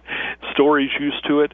Ohtani's used to it because he grew up near Sapporo, which has some altitude to it. So watch for those guys. Lots of over 500 feet. There's going to be a lot of balls flying. It's a time deal now, right? I mean, I haven't been able to watch it for a lot of years because it's normally the week of SEC Media Days, and we're all covered up with that in Hoover. But now that's not till next week, so I'm going to be able to watch it tonight. But it's not like it used to be. Right now it's a time deal basically each round? Yeah, and it's as many swings as you can get in there. And so there's a premium on working really hard for as long as you can, and that's going to be difficult in Denver, no doubt. Yeah. Well, I think Ohtani should pitch to himself. You know what I mean? I think that would make it even more attractive. Since he made the All-Star game as both a pitcher and a hitter, he should be able to toss the ball up in the air and hit it. You know what I mean? And just throw him his own BP, something along those lines. Now that would be good. That would be something, wouldn't it? That would be great. All right, man. Appreciate you. Appreciate you, Tom. Good day. All right, thanks. You too. You gonna watch, Grizz? I mean, you're gonna watch it, aren't you? You think? Are you kidding me? Of course. It's the freaking Home Run Derby. I mean, there's nothing else to watch. Let's be honest. I mean, right? even if there was something else to watch, if the basketball game was tonight, I would probably be watching the Home Run Derby over the basketball game. To be honest with you, I just love baseball. Do we have? Yes. Already, yes. A series. Oh, I was just are we going to have the game tonight on the radio? Do we have a series now in the NBA Finals? I think so. I really do. Because if they can win on Wednesday night, the Bucks, if they can win on Wednesday night, taking this thing back to Phoenix, and all of a sudden it is a best of 3. Yeah, and it changes everything. I know I put those numbers out there. 82% of the time, if the home team wins the first 2 games, they win the series and all of that. But still, if somehow the Bucks can win Wednesday night, if they lose Wednesday night, it's over. But if they win Wednesday night, now all of a sudden this thing ramps up. It was a 20-point win last night. Yeah, I mean they were dominant. Yeah, experience showed for sure. I mean, Giannis is averaging 40 points a game. Yeah. So he went 41-13 or 41-14 last night. So, experience is really showing up, and you saw that in the first game with Chris Paul, and he blew up. So, these young guys really have to step up, and you saw that in the second game kind of where even with the experience, the Bucks look absolutely awful. And outside of Giannis, the Bucks really have to get something out of Middleton going, Drew Holiday. It's just kind of how they have to perform. They can't. I mean, they can rely on Giannis scoring 40 a night, but it would be nice to see a little bit around. You like to see Forbes hitting some threes, yeah. But outside of that, with the Suns, I would say with the Suns, I mean, Devin Booker. He was mediocre last night. So I mean, you really got to get Devin Booker going if you're the Suns. Only 1 of 7 for Booker from three-point land. Giannis had more free throw attempts than the entire Suns team. The Suns were 11 of 16 from the line. Giannis went to the line 17 times and was 13 of 17. Now, hey, if he goes 13 of 17, that's great. And, doesn't have the fans counting and all of that kind of stuff. So, if he's 13 of 17, I don't know how they can – beat him, to be honest with you. And Drew Holiday with 21 points, and Middleton chipping in 18 points. I mean, all of that is good stuff. You can't have Jay Crowder scoring 18 a night. That's messed up. And then Mikal Bridges just awful, 4 points. And then Devin Booker with 10. I mean, your star player. I mean, you want to say as much as a great a player Chris Paul is, but Devin Booker is that star player. DeAndre Ayton had 18 and 9. So, DeAndre Ayton needs to get more boards. Probably needs to score about 3 or 4 more points. And then, of course, Devin Booker, I mean, you just can't have that off night. And what better way to have it on the third game, at Milwaukee, see what he can do in the fourth game. The other thing that can't happen probably is that if you're the U.S. Olympic team, you probably can't lose to Nigeria. Okay? I'm just going to go out on a limb here and say Nigeria?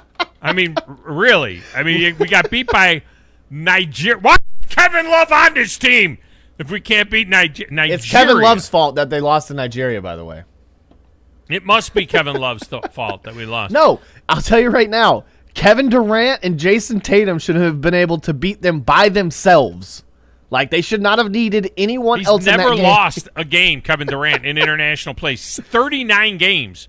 He's never lost a game. He had 17 points in this game. And you're not Kobe. You're not LeBron. Kevin Durant. 39-0 in their last 3 Olympic years, including the pre-Olympic exhibitions, and won all of them gold medals. 54-2 in major exhibitions since the NBA began playing in 1992 for USA basketball. The last 2 times they played Nigeria, they beat them by a combined 127 points. Nigeria lost to us, and this is the only time I allow people to say us on the show, like if it's your country or if you played for the team. Like Wes Neighbors can say us when he's talking about Alabama because he played for the Tide. So he gets to say us, okay, whether he does or not. I hate when people say, like Falcon fan or Brave fan, says us, like they're part of the team. I don't know. I know a guy that does that sometimes. Like me. Thank you. Okay, I tried to protect you there. I didn't want to throw shade right directly on you. It's all right. All right. I hear it on national too. It's cool. But we can say us, okay, when we're talking about the U.S. team. Then we can say us because we're all U.S. people. So we can say us. So the last time we played Nigeria was in the 2012 Olympics. And the first time we played Nigeria was in the 2012 Olympics. We beat them by 83. Yeah. 83. We played them again in the 2016 Olympics in an exhibition game, and we beat them by 44 points. Okay? Yeah. Jerry Colangelo, the USA basketball managing director, said, Nigeria's come a long way with their basketball. I don't want to hear about that, okay? We do not lose to Nigeria in anything other than soccer, okay? Do not lose to Nigeria ever again. They shouldn't. Because if you go look at their best players, Jaleel Okafor. And Jaleel Okafor is a center, and he's not even that good. He's like he's a bench player. That's one guy. That's the only guy you even know. But the rest of these guys were all like scrubinis from the NBA. You know what I mean? They're scrubs some NBA for sure. scrubinis. Yeah. But there's some other guys that I know. If they really wanted to get crazy with it, because of their descent, they could right now. Well, Bam Adebayo's on the U.S. team, but he has Nigerian descent, so he could be on that team. Victor Oladipo has Nigerian descent. He could be on that team as well. Mike Brown is their coach. Yeah. The Golden State I'm assistant glad. that was the coach. I'm happy for him. No, I'm not happy for him. Why? I'm not ever happy when we lose a basketball game. We should never lose a basketball game. Lose a to basketball Nigeria game. We or invented Slovenia, to anybody. We Slovakia. should never. No, anybody. We invented this. We're the ones that cut the basket out of the bottom out of the peach basket, okay? You know what So we are not supposed to lose these games to anybody. We invented this sport. I heard him talking about it earlier on Greeny. Yeah. And his producer or whoever he was talking to or whatever was like basically trying to defend that because it was like the goal is smaller or something and the ball is smaller. The goal is I think the goal is the goal might be like might be a little diameter. I don't shorter. care if there's no goal. We should not lose to them, okay? I don't care if the ball is stuffed instead of blown up, okay? We should never lose a basketball game, okay? Period, end of story. Disgrace. You're not wrong. And then the last time that this kind of happened was in 2012. Or no, it was in 2012, last time that Kevin Love was on the team. Kobe Bryant was on the team and dominated Nigeria by himself for 7 minutes. Right. So, there's no Kobe Bryant out there. I get that. Kevin Durant, you're not Kobe Bryant. But literally, like I said earlier. Pretty damn close. He should. Pretty damn close. Literally, okay? Kevin Durant and Jason has Tatum more should beat different them. things to his game than Kobe had. Yeah. Because Durant is so big, he can play down low. He can can play shoot from the outside. Yeah. No. And where's that Steph Curry guy? Why isn't he playing? Why isn't he on the team? I bet he's taking a time off. No. He turned down the invitation. They invited him. He turned. Oh well, then why didn't Trae Young get that invitation? Come on now. He wasn't even. Why he was John on Collins? the 50. Yeah, he was on the 50 finalists, but they didn't even invite Trae Young. Trae Young, let me tell you something. Say what you want about Trae Young, because he's a punk-ass, pain-in-the-ass dude. But Trae Young, we don't lose to Nigeria if Trae Young is on that team, okay?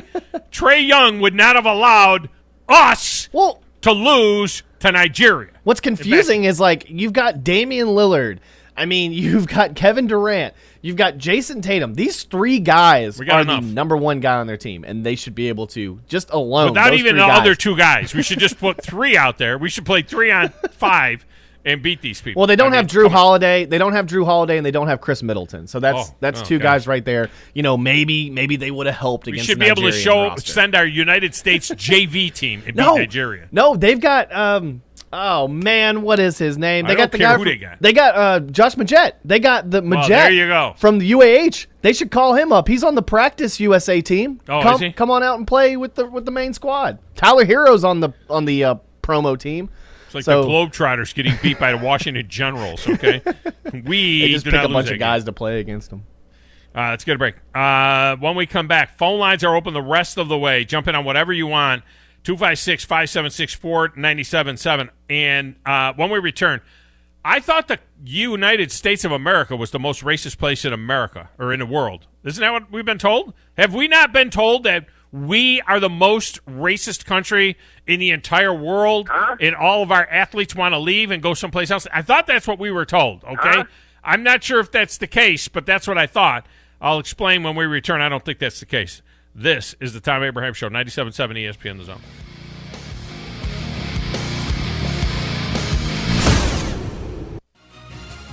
You're listening to the Thom Abraham Show on 97.7 ESPN The Zone. This is Brett Musburger's Action Update. Simple Green is perfect for making your auto, RV, cycling, boating, and other sporting equipment look like new. Visit them at simplegreen.com. All-Star Week festivities kick off tonight with the 2021 Home Run Derby at Coors Field in Denver, Colorado. Shohei Ohtani, the odds-on favorite, at plus 225. Joey Gallo at plus 375. Pete Alonso at plus 550. Matt Olson plus 600. And Trevor Story at plus 800. The Bucks won Game 3 of the NBA Finals in Milwaukee. They will host Game 4 on Wednesday. The Bucks a 3.5-point favorite at home. The over-under 220. Heading into Game 4 of the Finals, the updated odds for Finals MVP updated Sunday. Chris Paul, the favorite, minus 175. Devin Booker at plus 200. Giannis Antetokounmpo at plus 425. DeAndre Ayton plus 1,800. Chris Middleton at plus 3,300. I'm Trey Westerberg, 97.7 ESPN The Zone. Drinking coffee straight from the pot. Power move. Wearing a bathrobe to work. Power move. Switching to super fast, extra reliable internet from WOW. Power move. Switch and save with WOW Internet for just $19.99 a month. It's switching season, so make a move with our best deal of the year. Get the speed you need starting with Internet 100 for just $19.99 a month. Plus, ask how to get $200 on us. Sign up at wowway.com today. Wow. Limited to new customers with autopay and paperless billing. Offer subject to change. Restrictions and terms apply. Listen to The Drive with Wes Neighbors and Steve Moulton. David is on the Neighbors Wealth Management Hotline. Good blue cheese with hot wings is better than any ranch, and I'll fight anybody that disagrees with me. I would agree with you. I haven't even seen how big you are. Well, Wes, I'm not as big as you, but I'm big enough. Listen to The Drive, weekdays starting at 5 p.m. on 97.7 ESPN The Zone. Tired of the same old menu options everywhere you go? Then you need to try Metro Diner in Huntsville and Madison. The award-winning Metro Diner serves up signature dishes like their Charleston shrimp and grits, famous fried chicken and waffles with strawberry butter, and lots more. Their entire menu is available anytime, breakfast, lunch, or dinner. And stop by for brunch on Saturday or Sunday and enjoy the lowest price mimosas in town. Airport Road, Huntsville, and Highway 72 in Madison. In diner or at home, make it Metro Diner. If you're ready to lower your utility bills, it's time to call Eagle Insulation. Eagle can handle it all. Attic re-insulation, insulation removal, wall insulation, and new construction insulation, commercial and residential. Our primary goal is to save you money, and lots of it. Typical clients realize their return on investment within 3 to 6 months. That means the re-insulation actually pays for itself and then some. See if we can help you. Contact Eagle Insulation today, 256-755-1556, or log on insulatewitheagle.com. Have you got your tickets yet? Single game tickets for the Rocket City Trash Pandas full season are still available. Every Friday and Saturday night at Toyota Field ends with fireworks, and after the completion of every Sunday game, kids get to run the bases. You can reserve your spot at Toyota Field for any of the remaining Trash Pandas home games right now. Go to TrashPandasBaseball.com to get your tickets while supplies last. Trash Pandas Baseball. Ignite the season. Get your college football fix all year long on the Chuck Oliver Show. The king of college football brings you 2 hours of live and local college football talk throughout the year with the biggest experts from across the nation and exclusive interviews with the coaches and players you want to hear from. It's the college football talk you deserve on the Chuck Oliver Show. This is Chuck Oliver. Listen to me weekdays at noon on 97.7 ESPN The Zone. From the WZDX Pinpoint Weather Center, I'm meteorologist Emily Owen. For this Monday, expect scattered showers and thunderstorms throughout the day, otherwise a mostly cloudy sky. High temperatures will be topping out in the lower 80s for the afternoon. And for your Monday night, expect scattered showers to continue. Low temperatures will fall into the lower 70s for the overnight. I'm meteorologist Emily Owen on your home for ESPN Radio 97.7 ESPN The Zone. This is Chuck Oliver. Listen to me coming up today at noon. Now back to the Thom Abraham Show on 97.7 ESPN The Zone.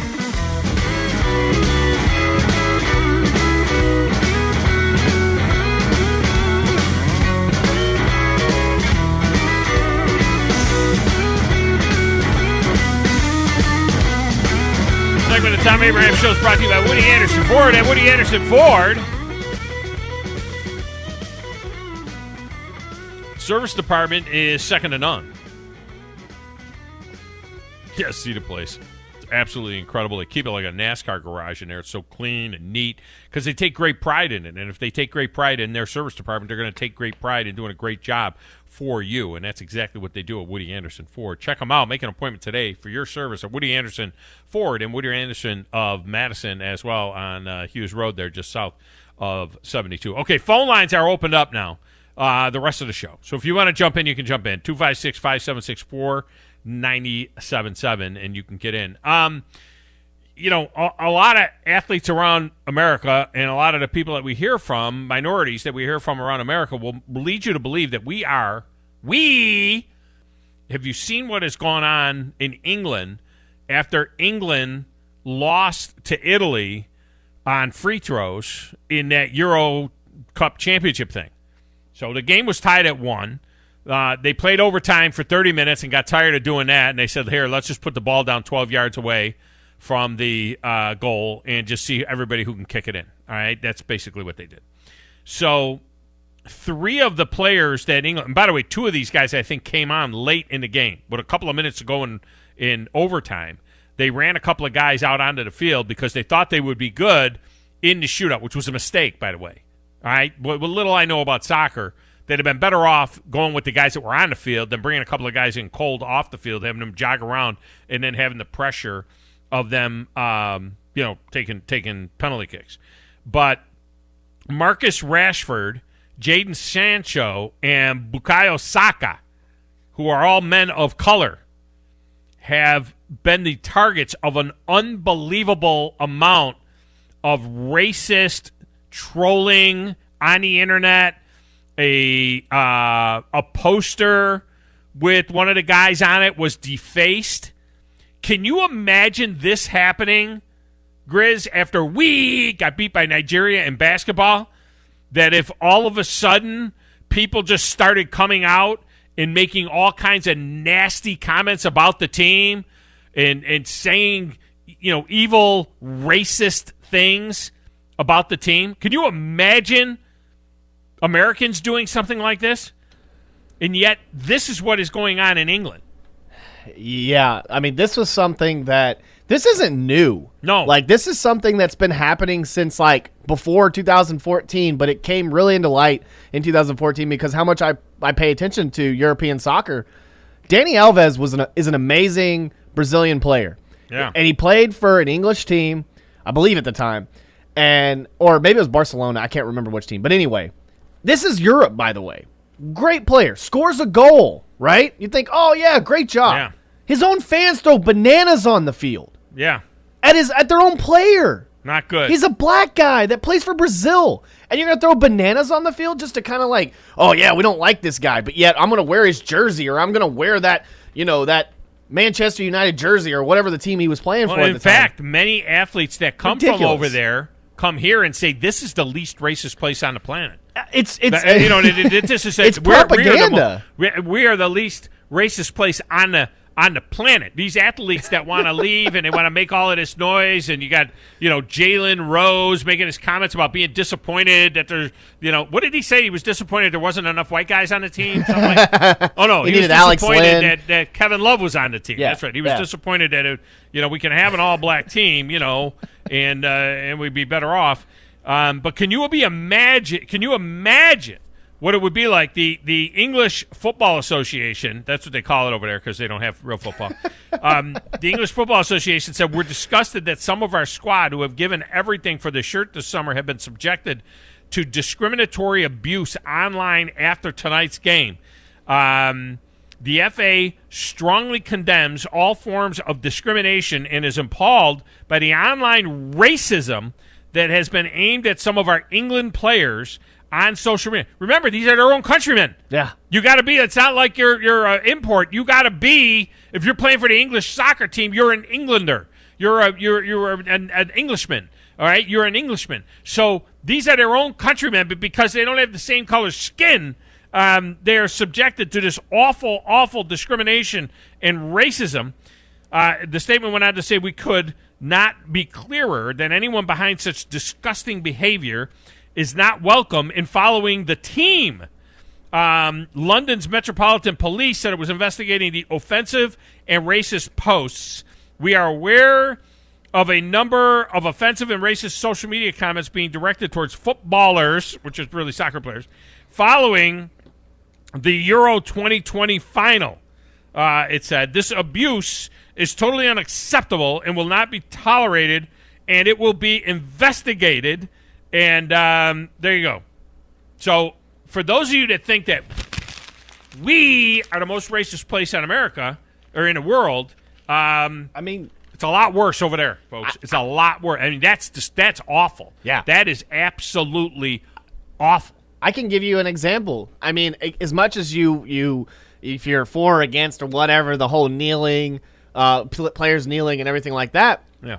During the Euro, I think during one of the Euro Championship games, literally against Croatia, England took a knee and their own fans booed them.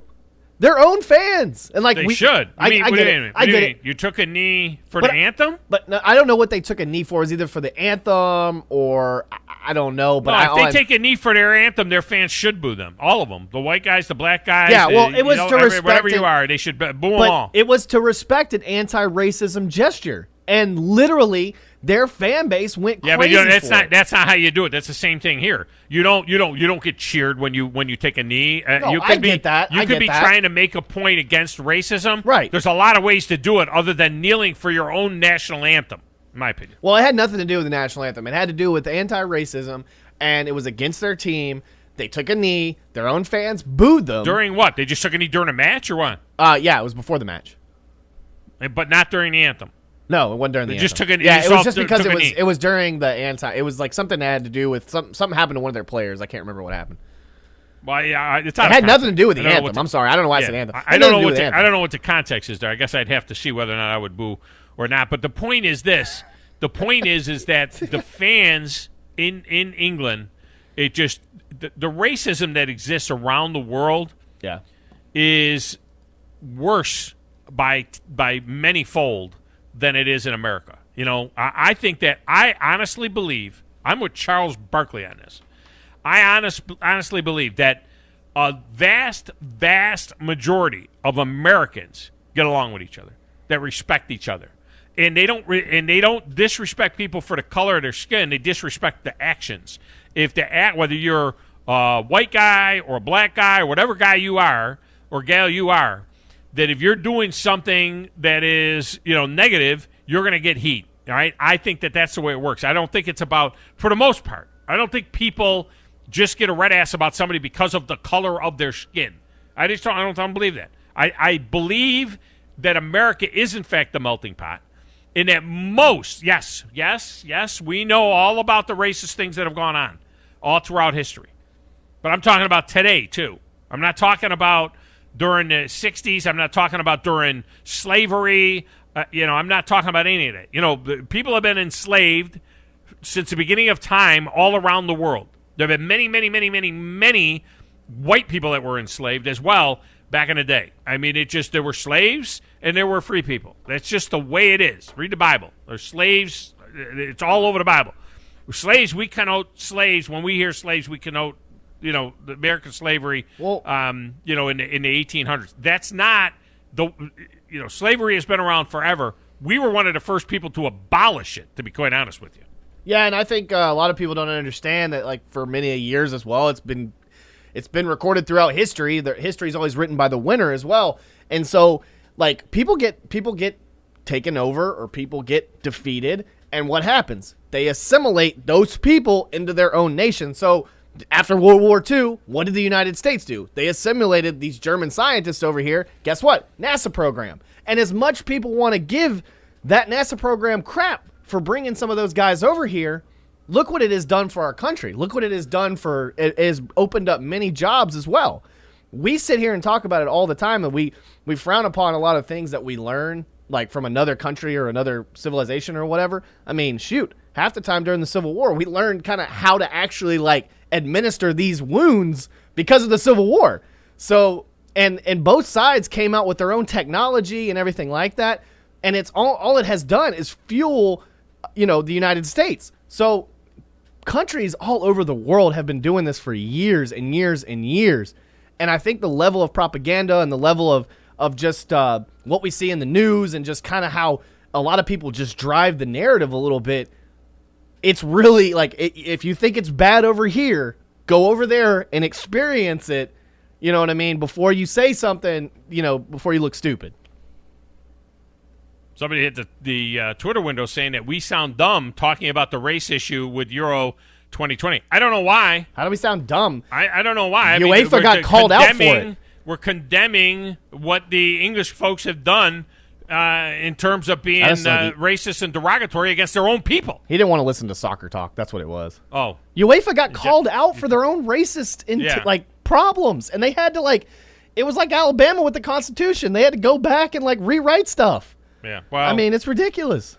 Yeah, but it's maybe he doesn't like my take on the free kick settling the tournament, and I will take that one. Let me tell you something. That one goes to the grave with me. If the grave comes to later today, or comes 30 years from now, I'm taking that one to the grave with me. Okay, you don't have to be a soccer aficionado to know that that's stupid. Okay, and that's the other thing about soccer. I always love when soccer people like to attack guys like me and say, you don't understand the beautiful game. What in the hell is there not to understand? You don't. Okay? What is there not to understand? It's a big ball. It's a bigger freaking net. Put the net in the ball, okay? Put the ball in the net. That's all you got to do is put the ball in the net. There's nothing to not understand. You don't get points for it. They sit there and they talk about shots. And there were 10 shots in that game. 3 of them were on goal. We don't call shots at the net in hockey shots unless they could go in.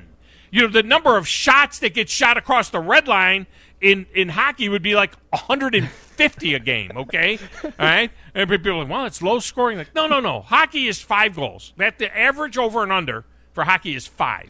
You get a 3-2 soccer game? Oh, my gosh. I'm just saying. They go nuts. They go like, oh, my God, there's no defense out there. I'm just saying, if you like the runner on second in the MLB, it's no different than PKs at the end of the game. That's absolutely awful, yeah. too. No. But no, that's not true either. That's not true either. Hey. Because you still have to do a baseball thing. They pitch the ball, you hit the ball, you got to knock the guy in. But you get on base without doing anything. Wait a minute. This is what it would be like. it would be like Home Run Derby, settling a baseball game. All right, we played extra innings. We've gone to the 12th. We don't want to play anymore. Send the batting practice pitcher out to the mound, and now we are going to, the first team to hit 5 home runs in Home Run Derby wins the World Series! With the World Series! Not the game, not the World Series! The World Cup, the Euro Cup, the any cup. All right? Yep. That's what it would be like. It's not even putting a guy on second. All right? What I'm saying is that you can amend the rules a little bit in soccer. Start taking guys off the field, but keep playing soccer. Don't just put the ball down 12 yards away from the net and say, okay, we played this thing for 120 minutes, plus whatever extra time we just decided to throw in there because, the clock never stops. I mean, what the hell is that? That's a whole other story. But we're just going to put the ball down here, and people just start kicking it. What the? It's just dumb. Let's get a break. 97.7 ESPN, The Zone.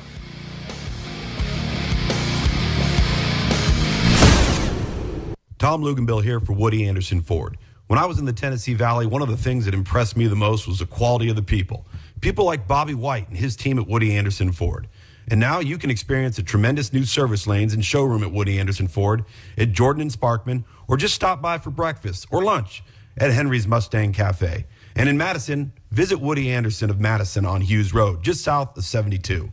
Like a great college football tradition, always there, Woody Anderson Ford. This is Wes Neighbors talking to Chris Haygood of Bob Wallace Appliance. Chris, what sets you apart from other appliance dealerships? Wes, these appliances are going into the most used room in your house, your kitchen. The way we have these appliances displayed, it's easy for you to visualize how they'll look in your home. Wes, what sets us apart is the people. They're well trained. In fact, they live and breathe these appliances. And if you need service, you'll really appreciate our parts department. Contact Bob Wallace Appliance at 256-533-2121.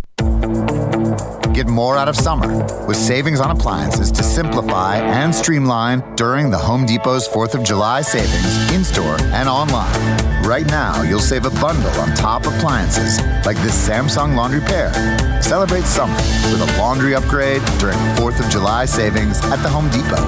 How doers get more done. U.S. only, while supplies last. Free delivery on purchases of $396 or more. Valid through July 14th. Are you in the market for a recreational vehicle? Do you want to get out and see more of this beautiful country? Well, imagine hearing the laughter of your little ones enjoying gooey s'mores by a cozy campfire and making lasting memories with your friends and family from the comfort of a new camper. We can make your dreams come true at Hall's RV. With over 15 years in the camping business, we know how to get our customers into the perfect camper. We have several models and floor plans here for you to choose from, both new and used. We're family owned and operated with fantastic deals and great service. Everyone wants to work with people they can trust, so come on down to Hall's RV and get the deal of a lifetime. We'll treat you right and get you on the road in the camper of your dreams. Visit us on Highway 431 in Albertville. Hall's RVs, where we sell fun. Or see us on the web at www.hallsrvsales.com. I'm attorney Gary Lackey. You'll hear people say we're like a family, but here at the Lackey Law Firm, that's really true, not just a saying. I'm Justin Lackey. With my father and my sister, we have a special connection to each other. I'm Jennifer Lackey. At the Lackey Law Firm, when we take on your case, you become part of our family. You really do. And we'll always do whatever it takes to get everything you deserve. If you're injured, you worry about getting well, not about paperwork or insurance companies or figuring out how to get to your lawyer's office. I'll come to you. We worry about your case so you don't have to. When you've been injured, we know that your case is probably the biggest thing going on in your life. More important than almost anything else. And it's important to us too, for one simple reason. Family takes care of each other, and at the Lackey Law Firm, we'll take care of you. The Lackey Law Firm. The Lackey Law Family. 1-800-4RIGHTS. No representation is made that the quality of the legal services to be performed is greater than the quality of legal services performed by other lawyers. So I'm going to watch it on TV. The game's on. Oh, I almost forgot. I'll be right there. We like sports and we don't care who knows. From shooting hoops to the Super Bowl.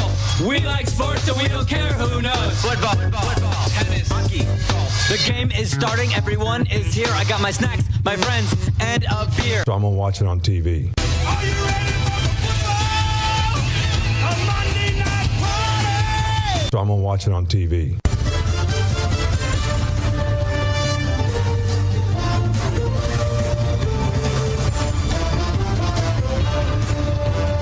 So I'm going to watch it on TV.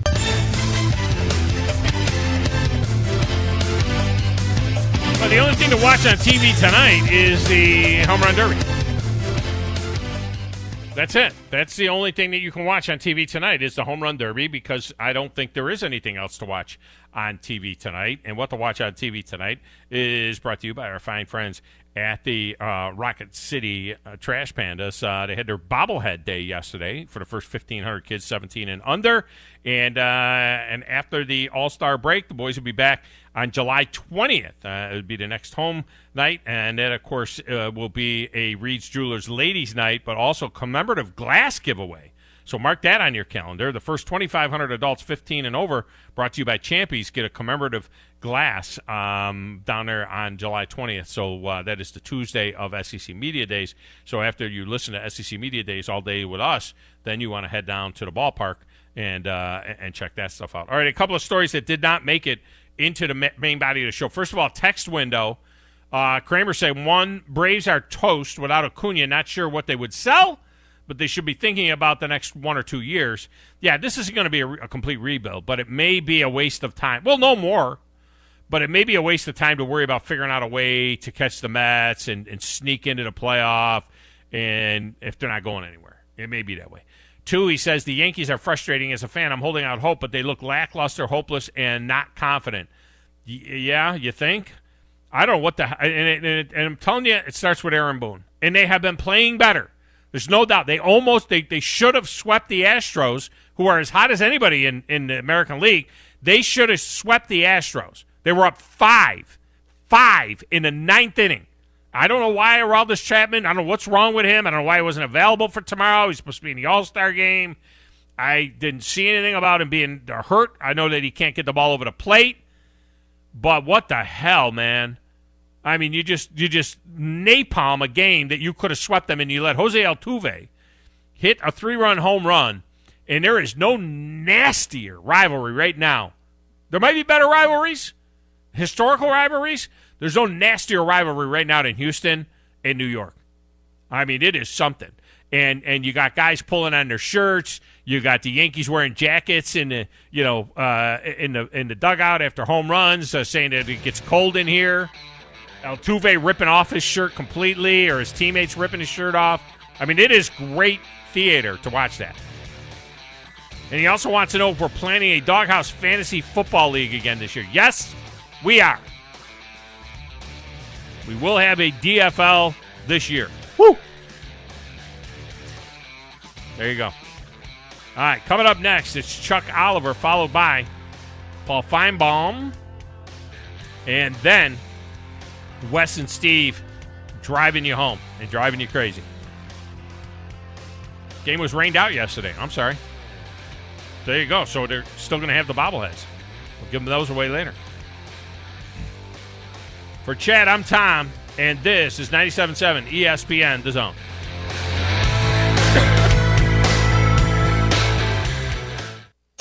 With an impressive roster of explosive young superstars and the reigning MVP, the Atlanta Braves are showing the East what they're made of. 1-1 on the way. He connects it. It's a high fly ball to deep right field, way back towards the seats, and this ball is gone! Your new home of the Atlanta Braves. Hit high in the air to deep right center field. We are tied! 97.7 ESPN, The Zone. We love our pets, and when we need boarding or vet services, we want the best. That's why we chose Paradise Pet Resort and Spa. Everything our pets needed, all in one place. Boarding for both dogs and cats.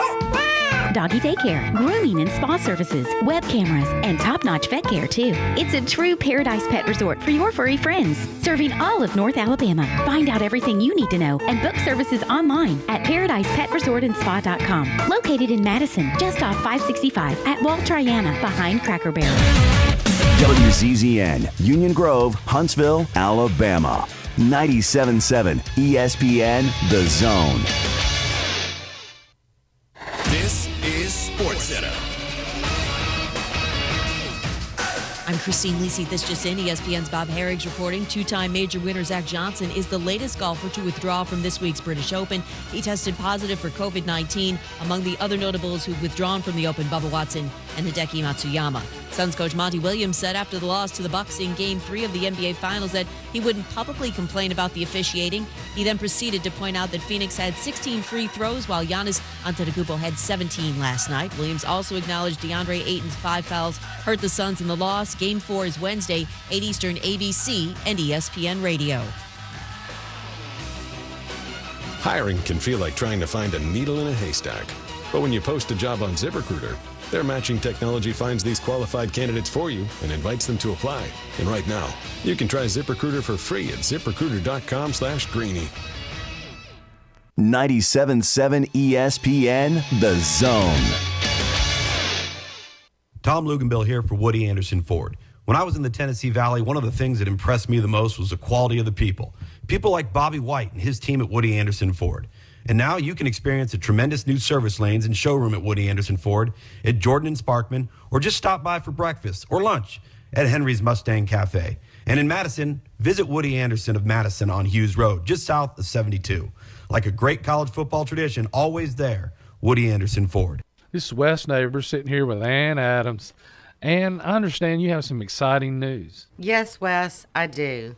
Berkshire Hathaway Home Services was just recognized in the 30th Annual Harris Poll Equitrin as the Real Estate Agency Brand of the Year and the most trusted real estate brand. That is awesome news, Ann. You know, great companies in Huntsville, Alabama, winning awards is what we want.